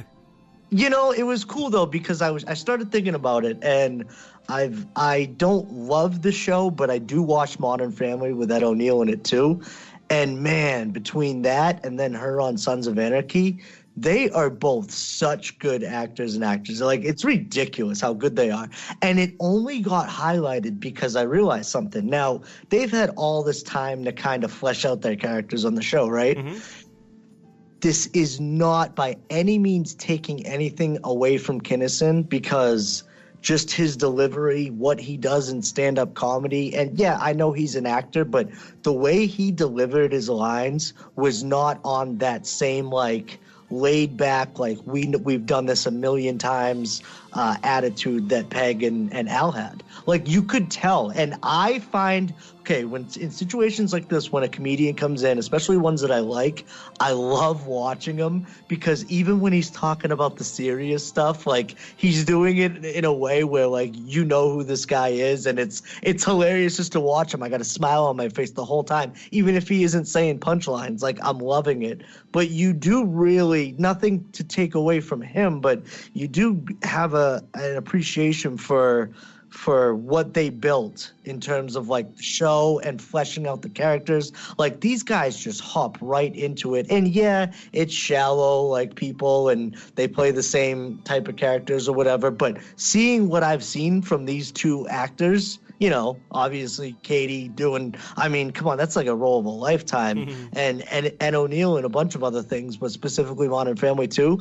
they really are so good. And it shows when you put, like, a stand-up comedian like Kinison, where it's just different. It's a different way to approach it. It's all I think he held his own, but he did. Like you said, he doesn't have that, like, there's just something that craft, that, like, thing that you I guess crafted over the years, and, like, they're very in tune in such a way that you can't be. You do get the sense that we all realize there's a guest appearance here. The guest appearance here. And it's funny because, yeah, and I specifically remember him saying, yeah, and he's explaining something, and there's just something on his face where, like, he's nailing the lines, yes. Right. But you can just tell that from his background and stand-up comedy and stuff like that, like, it's all whatever. Like, there's different ways you can look at a lot of comedic actors. Like, sometimes I like their stand-up more in that medium as opposed to, like, or, like, I like Joe Rogan's podcast as opposed to, you know, watching him on Fear Factor or something. Like, same people, just different way to deliver information. Mm-hmm. And I thought that in that setting, it was so perfect. And because it was perfect to highlight that, like I said, those two actors that lived-in feeling that you get from watching them, like, oh, wow, you really do feel like you've grown with them. But on the opposite side of that, seeing somebody like Kinison come in where, like, getting into those old 80s, comedians, whether it be Richard Pryor or whatever like that, like, I love some of his stuff, but, like, I'm sorry, anything like Kinison does, like, across the board, I think he's the most consistent. He had a couple bad, I wouldn't say bad, mediocre stand-up things that I've seen. Oh, well, the drug days, oh my God. People were throwing things at him and demanding their money back. Yeah, I mean, he's had horrible stand-up shows, yeah. HBO backed out of a special that he was supposed to be doing. Okay, yeah. And it's funny, all that oddly happened before this. Oh, it did? Oh, yeah. By the end of the 80s, Sam Kinison's reckless behavior was turning off fans and media outlets. He was commanding lower fees for gigs, and in 1988, Sam was even dropped by his talent agency. His third album, Leader of the Band, sold poorly, and HBO backed out of a planned comedy special. The performances started to suffer. People started throwing things at him, demanding refunds, and it was at that point that something had to change. The trappings of success, how far he fell from grace. He was doing stuff that just wasn't, it was a shadow of his former self. It was almost like a guy who wasn't that talented doing a Sam Kinison impression. Even Kinison couldn't deny that his lifestyle was killing his career. In 1990, he began attending AA meetings, and publicly, he was claiming sobriety. It's hard to go clean and sober. It's hard to get up on that stage once you've done it intoxicated, but he kept trying, and he really did give it a strong shot. It was insane, dude. Like, he has stories about walking into parties and, like, you know, guys were doing, like, inch-long lines of Coke and stuff, and then when he walked in the party, oh, look who's here, look, and then, like, they dragged Coke about, like, a foot long across the table, go, all right, man, and then, you know, and he's like, well, you know, everybody expects me to do this, I'm that guy, so I'm not going to let them all down, so he would actually do it, and then he would tell stories about how his heart was racing like a hummingbird, you know, and he was like, oh my God, please just let me live through this night and get to the, and as soon as I feel, I'll never do this again until I feel better. That's what he used to say. Reminds me of Farley too a lot. If you're talking about it, well. Yep. So yeah, he lived the rock star life, and that was the whole thing, and that's like what I'm attuned to. Like that's what I kind of gravitate to. That's what I identify with, and I feel like, and he's the perfect guy for this show because this is like a rock star show to me. This is like a badass show. It's not like some goody two show. You know, It's not obviously not the Cosbys, and it's even more than Roseanne in that sense. It's even darker and more,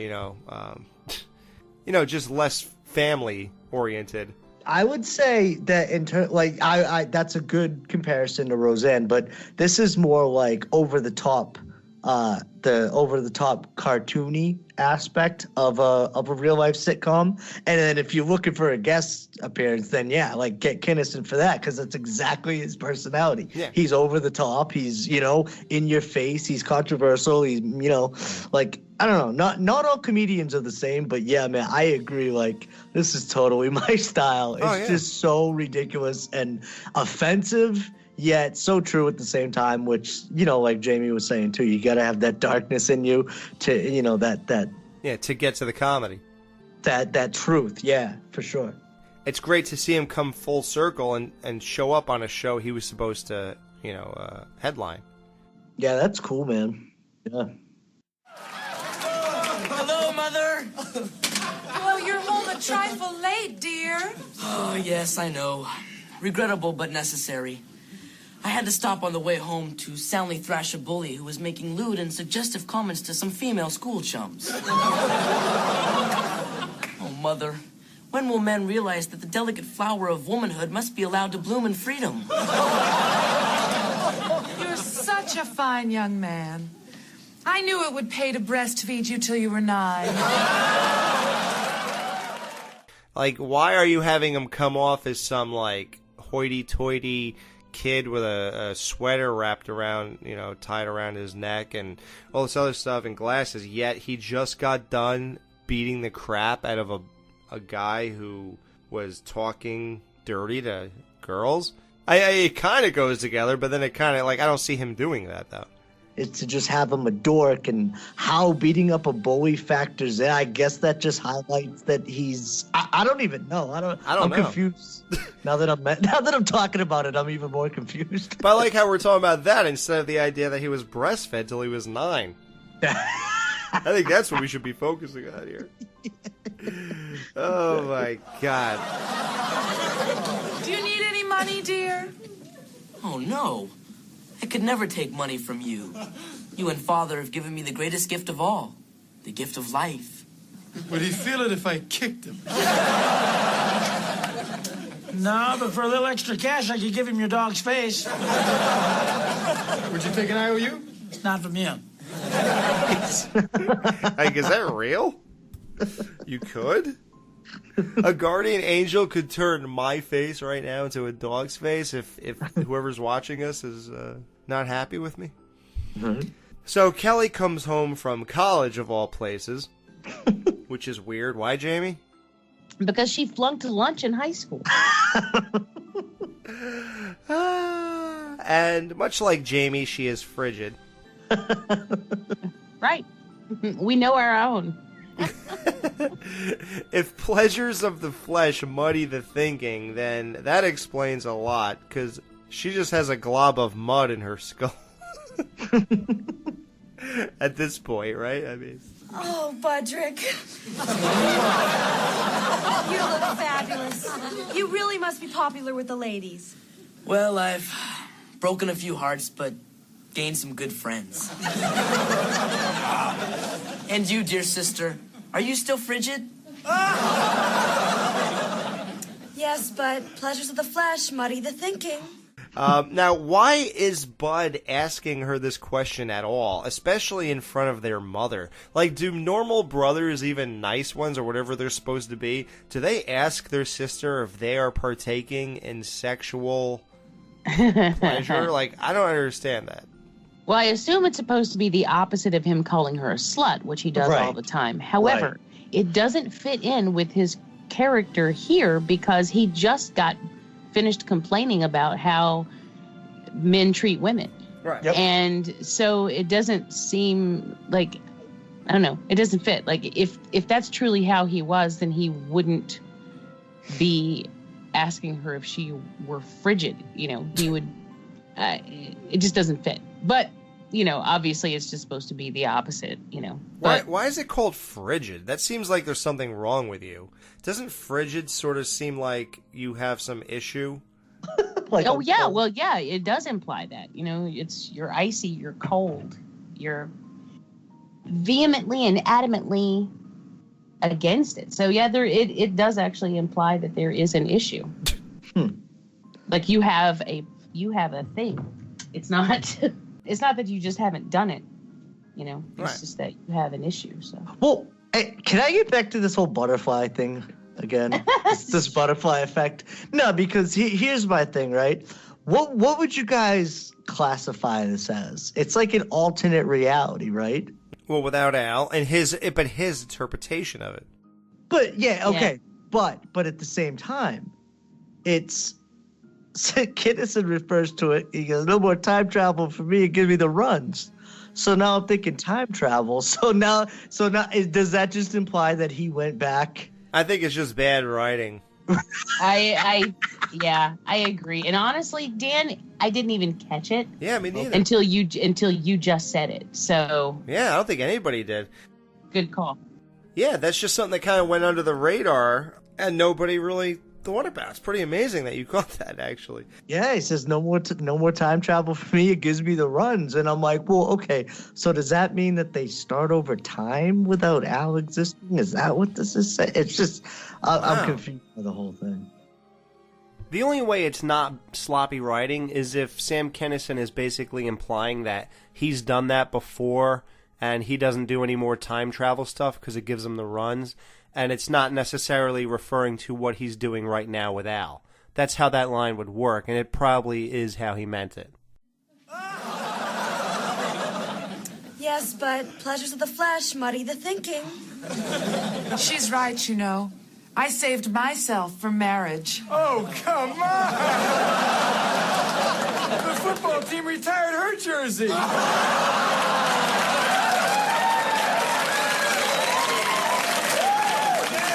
What kind of guy would marry her if she wasn't putting out? Now, speaking of these two chicks with this new sexual thing they're doing, turns out Peg saved herself for marriage?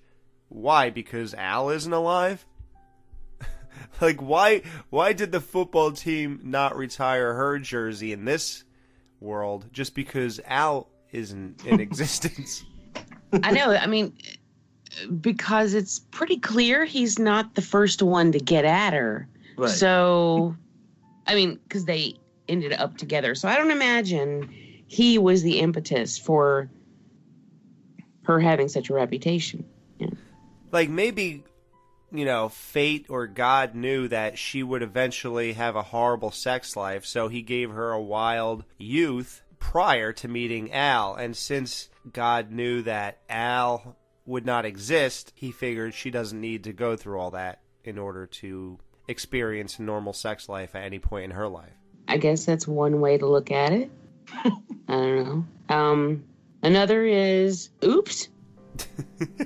Another mistake, just like time travel. Yeah. And then again, we got to remember this is just Al's version of what life would be like without him. So. Well, that's true too, and like any man, he loves to imagine that without him, there would be no sex. Well, there was hardly any with him, so. I saw Mommy kissing Santa Claus. It's Daddy! Family! Daddy! And who walks in singing, I just saw Mommy kissing Santa Claus? Jefferson himself, Ted McGinley, enters the Bundy house for the first time in history as Norman Jablonski. It's so funny, like Dan said on the last show, if you really didn't watch these in order and you saw this episode in the midst of season, like, 6 or 7 or 8, you'd be like, oh, that's weird. I wonder why they have Jefferson, why they, swapped husbands. But no, this is his first appearance ever on Married with Children. They had no idea that he was ever going to be on the show again. They just happened to really like him in this guest appearance, And it wasn't like a huge role, but it was big enough, you could tell he was he was doing a little acting there for sure. Yeah. And he really seems to fit in with this show, and it's just a great thing, and he did great here. He really played the fine line of being a little obnoxious, only from Al's perspective, but not being obnoxious in a real-world perspective with his lines and the way he delivered them. You know what I thought would have been funny, though, and what I was expecting upon viewing this episode the first time, I was expecting it to be Steve. And oh, right. You know how, because a lot of times and that's usually the way TV shows do it. If they redo the reality or whatever, it always ends up being the person that they would never be with now. I fully expected Steve to be her husband, and I just figured that's how that would go. And no, it wasn't. So then, yes, when Jefferson walks in, not Jefferson, but Norman. Ted McGinley walks in, it's surprising. Yeah. Like we said, knowing the future makes it all that much cooler and strange too, because I wonder if that hurts it for some people. Like, oh man, he's Jefferson, and they know, so it's kind of like, why do they use the same guy again? But the thing is, Jefferson's basically so likable that really nobody does complain about it. So that's the cool thing, Yeah. I mean, and what's interesting is that it's not uncommon for TV shows to do that, to introduce an actor as into a bit part and then bring them on later. And I guess they just figure either no one will notice or no one will care, or what are you going to do about it, even if you do? But for instance, in Golden Girls, there's a person that Rose dates for a very long time named Miles. I mean, it's like a solid relationship that she has with him. But before we meet him as that person, we meet him previously in just a bit part. And I never realized it until I was watching the shows in syndication. And I'm like, well, wait a minute, what's he doing there? But that show is notorious for, they have zero continuity. And if you watch the shows in syndication, it's really obvious. So it always cracks me up because, I mean, I guess when all of these shows came out, obviously newer ones won't be that way. And that's something I guess new show creators have to take into consideration. But when these older shows came out, they weren't expecting people necessarily to watch them all. And of course, syndication existed, yes, but people didn't have DVD sets, and people didn't do podcasts, for instance, where they would actually talk about things in a group. Right. It was intricate details, right? And pick them apart. It was very casual. So I wonder exactly how much that has changed how shows are written. Well, Jamie, so I know what you're saying, like, back then, because, like, using somebody like Ted there and have him coming in, first of all, like Alex, you were just saying, I think it adds to it. Like, I think it's cool knowing that, yeah, he comes on later, and obviously he's, like, you know, a regular on the show. Like, I just think it makes it cooler. But, like, yeah, I think nowadays, like, you know what I keep thinking of, Jamie, is your friend Lee. That they kept using him for The Walking Dead as one of the saviors, right? Like, all season. And if you think about it, right, especially for like a whole season like that, it makes sense that you would use the same people for not only continuity purposes, but just in real life, like, convenience. Why wouldn't you use the same people? Like, you know, they've already gone through the process, like, they've already been on screen before, like, why not use those people? So I think it boils down to, even back then, is just convenience. Like, we worked with these people, we know they work, and we want to use them in any capacity we can, you know? And I don't know, I wonder if they realized back then, you know, that he was going to become a series regular, that they would use him in that capacity. But like you said, I don't care. I think it's awesome, man. I think it's like such a cool thing to look back on and trace back the origins. Yeah, that's how I feel about it. Yeah, well, it's like a fun little Easter egg. Mm-hmm. Right. There they go again. You know those wings you've been wanting? Yeah.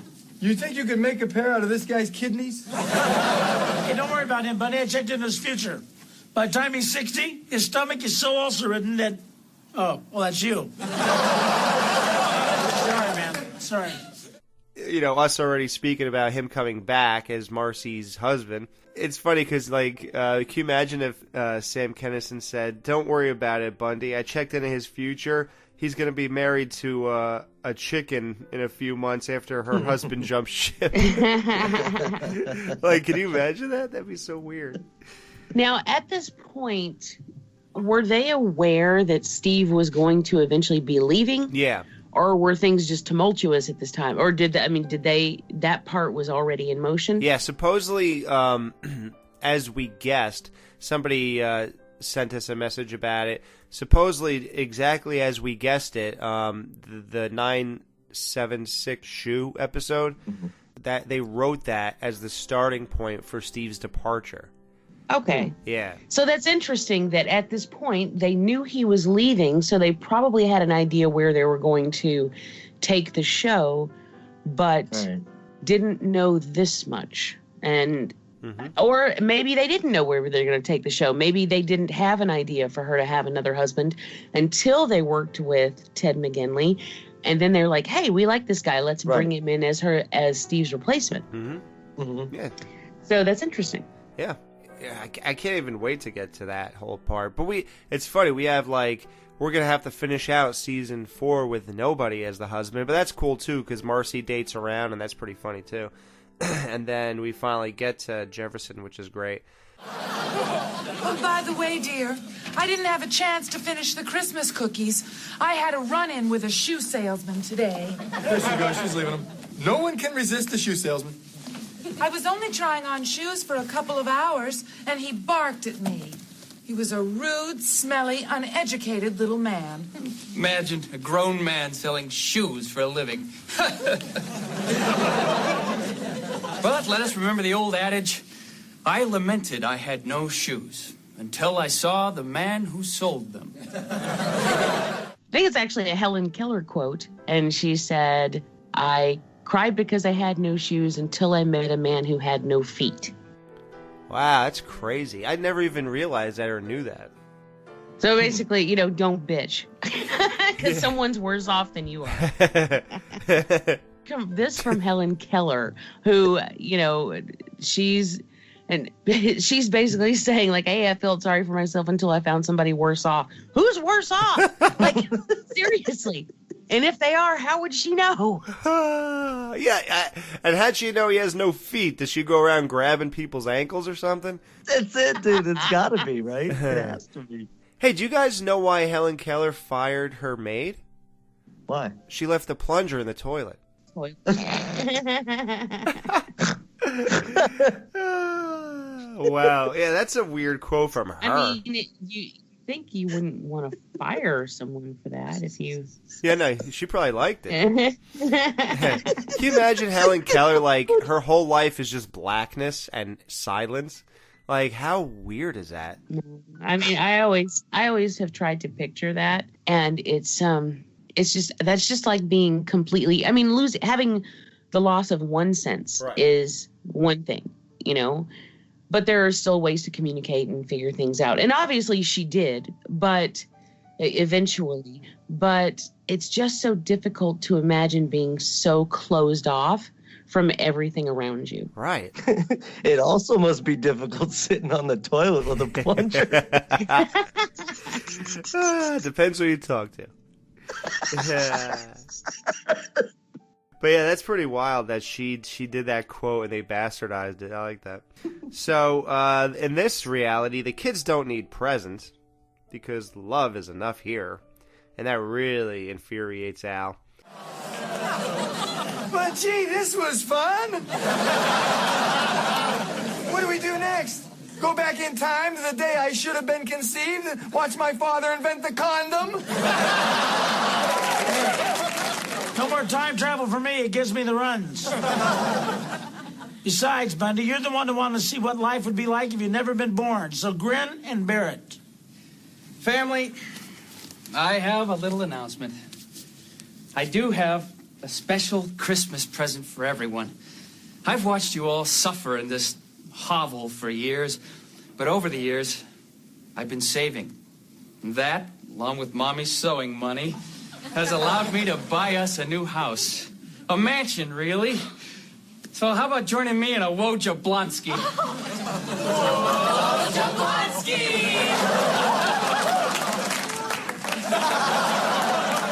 Oh, Norman, what a special Christmas. Let's just stand here and love each other. Kids.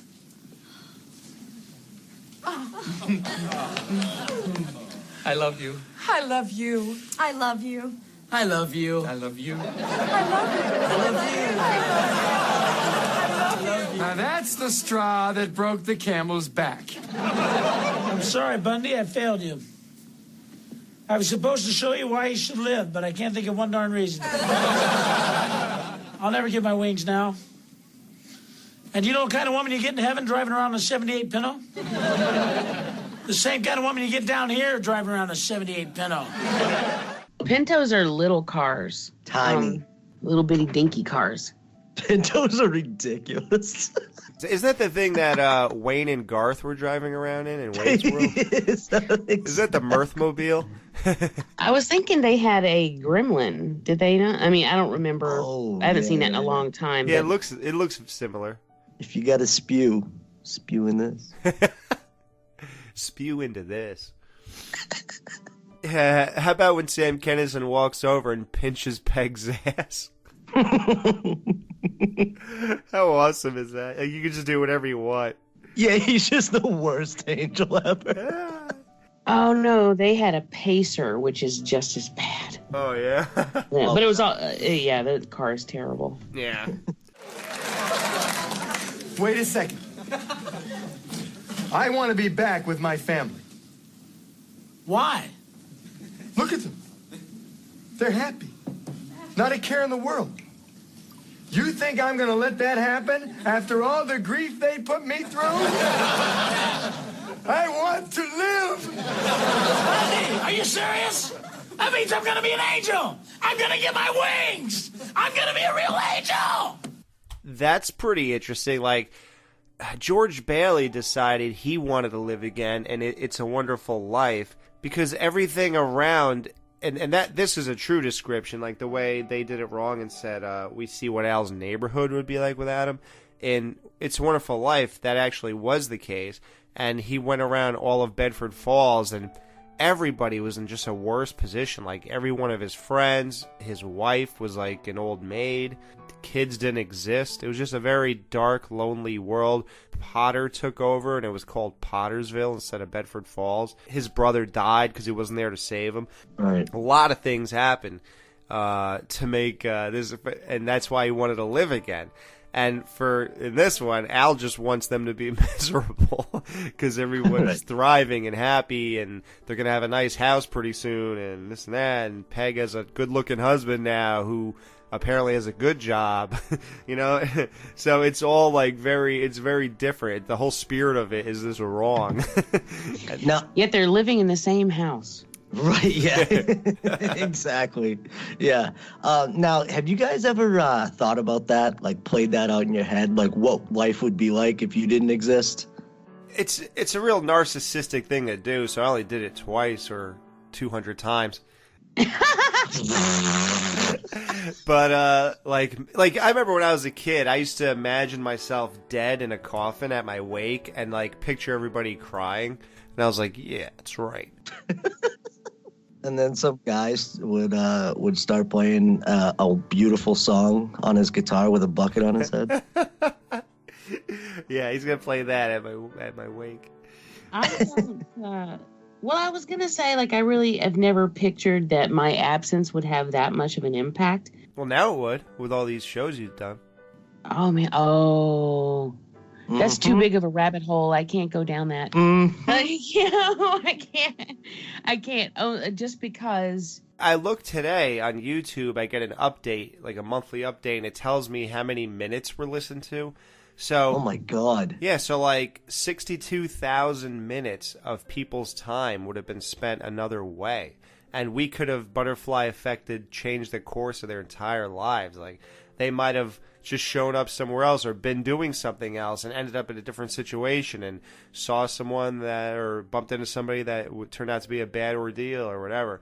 It's weird. We have affected lives just because of doing these shows, But first I'm going to go take a look at my ex-wife. You really did love her, huh? No, I just want to put a package of ding-dongs just out of reach of her pork pie fingers. And then as she uses that 1,000-pound bulk over the table, lifts up 3 of her chins, so she's able to put one of them into her mouth, I'm going to turn them into me, a 20-year-old Rodney corpse. How do you like that, Thelma? Daddy's home for Christmas. You pig, you slut. Take a bite of this shabu.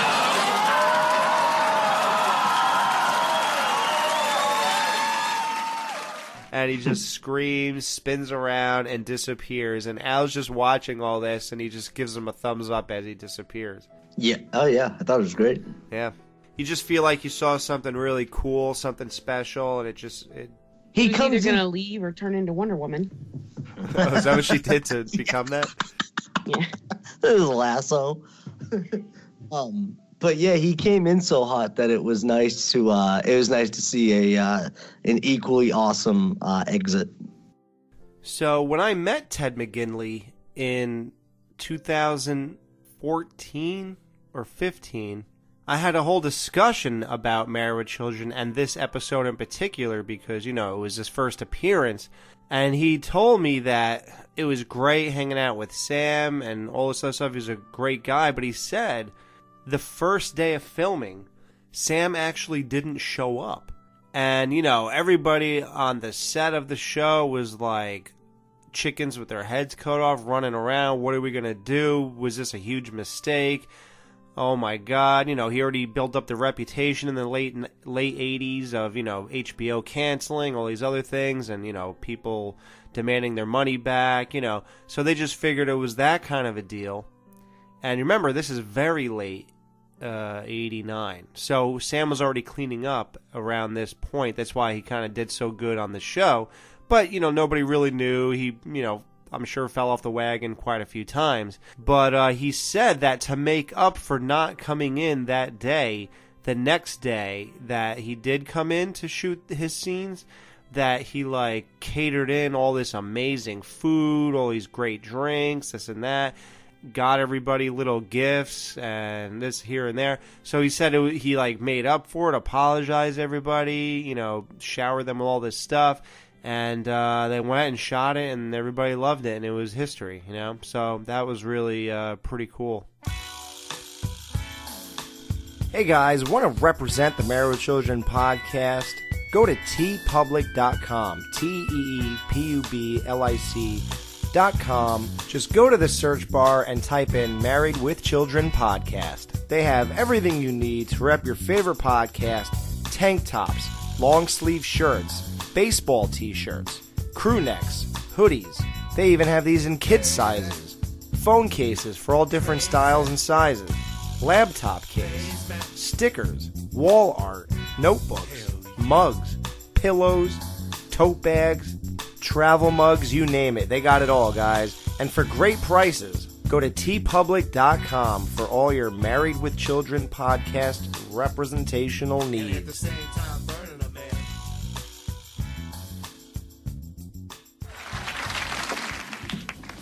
Al, get up. Peg, you know me? Well, of course I know you. Why do you think I didn't help you up? Al does the whole thing that happened in It's a Wonderful Life. The Peg, you know me? And then she goes, because that's what, when George Bailey, when he was on the bridge and he existed again, the cop pulled up on the side. He goes, Bert, you know me?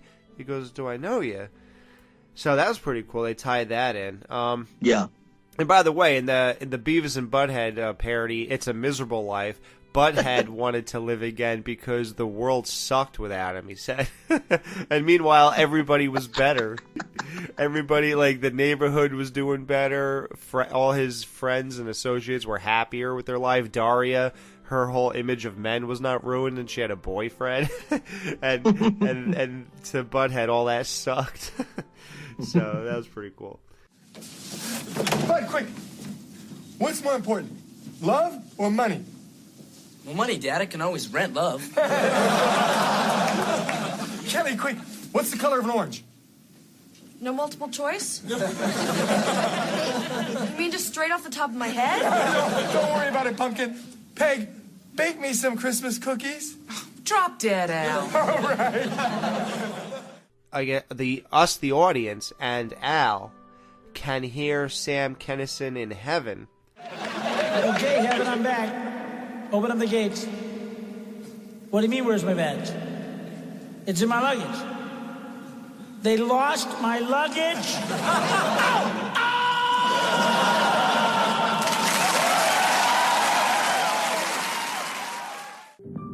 Sam was driving in his Trans Am with his new wife. It was about 3:34 in the afternoon. Beautiful day. Sam, for the most part, was really clean. He was going to a gig, and this pickup truck with these two teenage kids in it, the kids were just out of their mind drunk, and these kids hit him. According to his brother's book, when Sam got out of the car, he said, "No, not now," and then said, "Oh, okay," and then died. So apparently, there was someone on the other side saying, "No, it wasn't supposed to be this way, but sorry, you're coming with us." Isn't that creepy? I just got the chills. Yeah, I didn't know that, dude. Wow. Yeah. I seriously have I am covered in goosebumps right now. That just freaked me out. Yeah, and minutes later, he stopped breathing. Oh. Efforts to resuscitate him didn't work. It was April 10th, 1992. Kinison suffered massive head injuries and died on the side of a road, killed not by his own excesses, but by someone else's. I don't think anybody was shocked that Sam Kinison died. I just don't think people thought it was going to be a car accident that did him in. The tragedy is that he was cleaning up and going to clean up all this mess and the coke and the drinking, and then of all things, he gets killed by a drunk driver. Irony, there's the definition of irony. So he died of internal injuries while his wife was critically injured. She was taken to the closest hospital. It was revealed she suffered from a concussion but survived the accident. So at 38, Sam Kinison was pronounced dead. And that's why it was we sort of mentioned earlier, the whole creepy thing about Sam saying that he hated coming home so much that he had vanity plates made up that said, "Hit me." Oh, wow. Yeah. So he died on April 10th, 1992 at age 38. And now he died in 92, right? We're in We're in May of 2018 right now, right? And I was just listening to Joe Rogan's podcast the other day. He has a lot of comedians on and stuff like that. And to this day, he is still revered as one of the greatest comics ever. Like people love him in 2018. You know what I'm saying? Like, there's certain people that just like transcend everything, like time or whatever. And you know, who knows what it would have been like if he didn't die even. Like, you know, sometimes people fall into obscurity. I mean, look at Dice Clay. He's still actually doing his thing. I mean, you know, he had a TV show for a while there and stuff like that. But who knows what would happen, but he'll always be known as one of the greats, regardless, I think, in spite of his death, you know? Yeah, because like, you know how some people get immortalized, you know, like Kurt Cobain, people like that, but I truly feel like, and I use Dice Clay because it's the same time and same type of humor. Same thing, right? And he's still alive, and people still look at him and love his stuff, and they consider him one of the best too. So yeah, I think that regardless of his death, then I mean, man, like Jamie said, that's really a creepy thing, and I think it just adds to his whole story, obviously, like how crazy his story was. And, you know, like I said earlier about being, you know, with his head injury as a kid and stuff like that. I don't know. It's pretty crazy, but yeah, he still gets his respect in 2018. Oh, absolutely. You know what's weird is who actually knows what happens to comedians when they age, because most of them don't make it. Right. I mean, George Carlin is one of the oldest ones that I know. George Burns, maybe you have to be named George. I don't know. But most comedians just don't make it that far. Like Chris Farley, John Candy, Richard Pryor, Belushi. John Belushi, you know. Mm-hmm. Steve Martin's still here. Steve Martin's still here. Okay. Yeah, Eddie Murphy's still here. Bill Hicks is gone. Rodney Dangerfield, the thing is, he started late, and that was one reason he was never really happy in life, because he became famous really late in life, so he kind of had that chip on his shoulder. You know what's the best comedian that's still around today and he still kills it is Don Rickles. I was thinking, did he not die last year? Oh, maybe he did. I hope not. Or sometime recently. I wanted to say it. Maybe he didn't. And if he didn't, then I apologize, Mr. Rickles. But I want to say I had heard that he did, but he has always cracked me up. No, he's dead. He died April 6, 2017. Okay. Oh yeah, so it was last year. Look at me. It was almost to the just day. Over a year ago. Yeah. One thing I want to mention really quick, just so I don't forget, on IMDb it says Ted McGinley first appeared as Peggy's wife in a flashback where Al wasn't born. Whoever's writing these, man, they're fired. So shit. Not only was were their lives completely different, but now she's a lesbian. Yes, apparently so. Oh God! Like sometimes you get facts wrong, but that is just such a blatant. Like, how can you mess that up? Oh my God! So there's two goofs, continuity or character error. Just before Al gets shocked, you could see that his tool is nowhere near the light socket. I actually looked at that. I don't even know if that's true. I didn't rewind it 40 times, but I remember looking and I thought it was near one of the bulbs. Maybe they were saying his penis was nowhere near the light socket. His tool. When Al gets up from laying in the snow, he brushes the snow off his hair. When he and the angel go into the house, there is snow in his hair again. Ugh. I don't know. I'm so glad that we don't focus on those types of things when we do our show. Sometimes the things that people pick out as mistakes, and I'm like, what? Yeah, these are dumb mistakes. I'd rather listen to our show than read this stuff. And one cool thing is that outfit Sam Kinison was wearing in this episode, that was actually what he wore on stage. Yeah. Oh, yeah. Well, he always looked exactly the same. Right. Well, until he went to his rock and roll Sam era. Remember that? Like in the 90s? It was the bandana now, and then the black trench coat.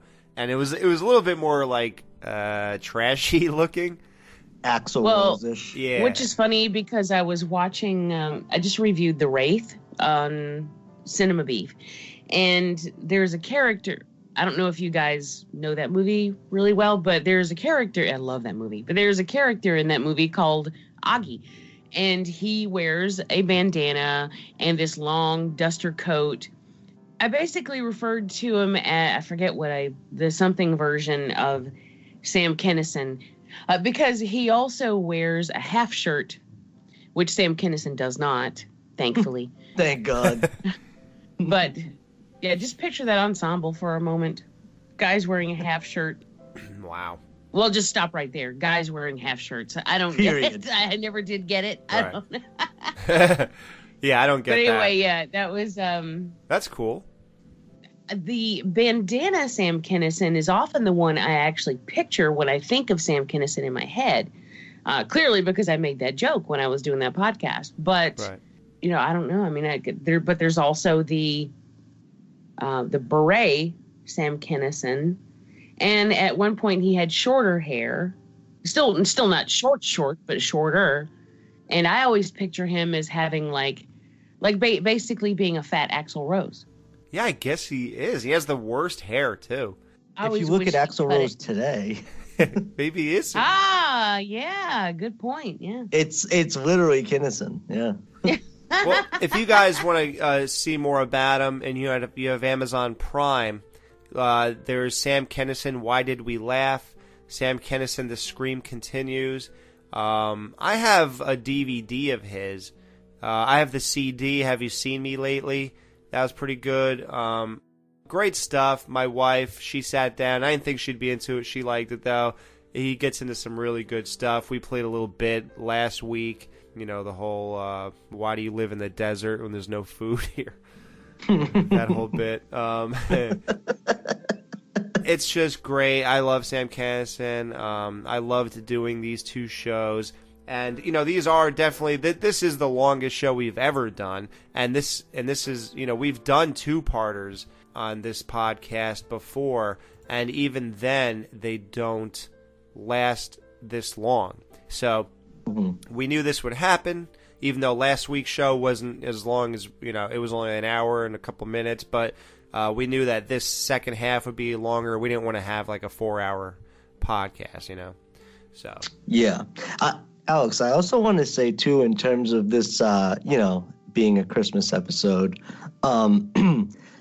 it's really hard to keep things fresh every year, I think, in terms of, like, watching different things and mixing the old stuff. You know, I try and switch it up every year, though. Try and get some new movies in, whether, you know, like, and we do the same thing for Halloween, too, right? When you get watch lists going and stuff like that. But this was never a part of mine, but it undoubtedly is going in the rotation now, because first of all, too, it's like a half-hour sitcom. I mean, in this case, it's an hour or whatever, but it's so fun and it's so different from a lot of the stuff people were doing with Christmas, like we said earlier.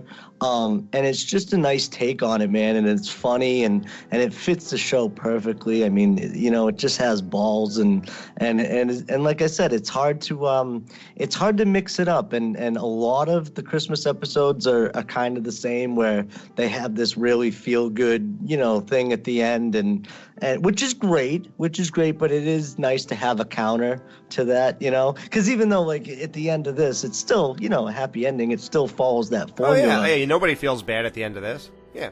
Yeah, exactly, but it's in Bundy fashion, you know, and it's got that tone to it. So this is definitely going in my yearly Christmas rotation now, man. I loved it. Nice, dude. Oh yeah, now it's time to rate it, I guess.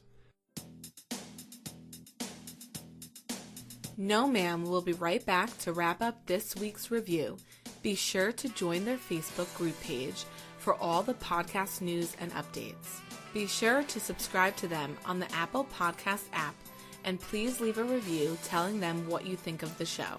To subscribe to their YouTube channel, just go to channels and search up Married with Children podcast. Now they're available on the TV Time app. Go to your app store and type in TV Time. Join their Patreon and support your favorite podcasts with a small monthly donation. You can email them at marriedwchildrenpodcast@gmail.com. So I guess we should rate it. Are we giving it 5 bowls of flushing, 4 roids of throbbing, 3 nose hairs waving, 2 starving children, or 1 untouched wife? Jamie. 5 bowls of flushing. Woo! Yeah. I totally agree. 5 bowls. This episode is awesome. Hopefully it's not the same bowl that Helen Keller's going to sit on. Oh my god. Great. Yeah, me too. 5 bowls of flushing. Classic episode. Yeah, just classic, iconic. I'm so glad they had Sam come on. So the first half was so great. Second half, great. It's just like, it's the perfect Christmas special, especially if you're a fan of this show. You know, we've said everything there is to say, I hope, about this. I'm so glad we went all out. You know, we only do everything once, unless we might do a commentary later on. But so it's good to go all out on everything we do.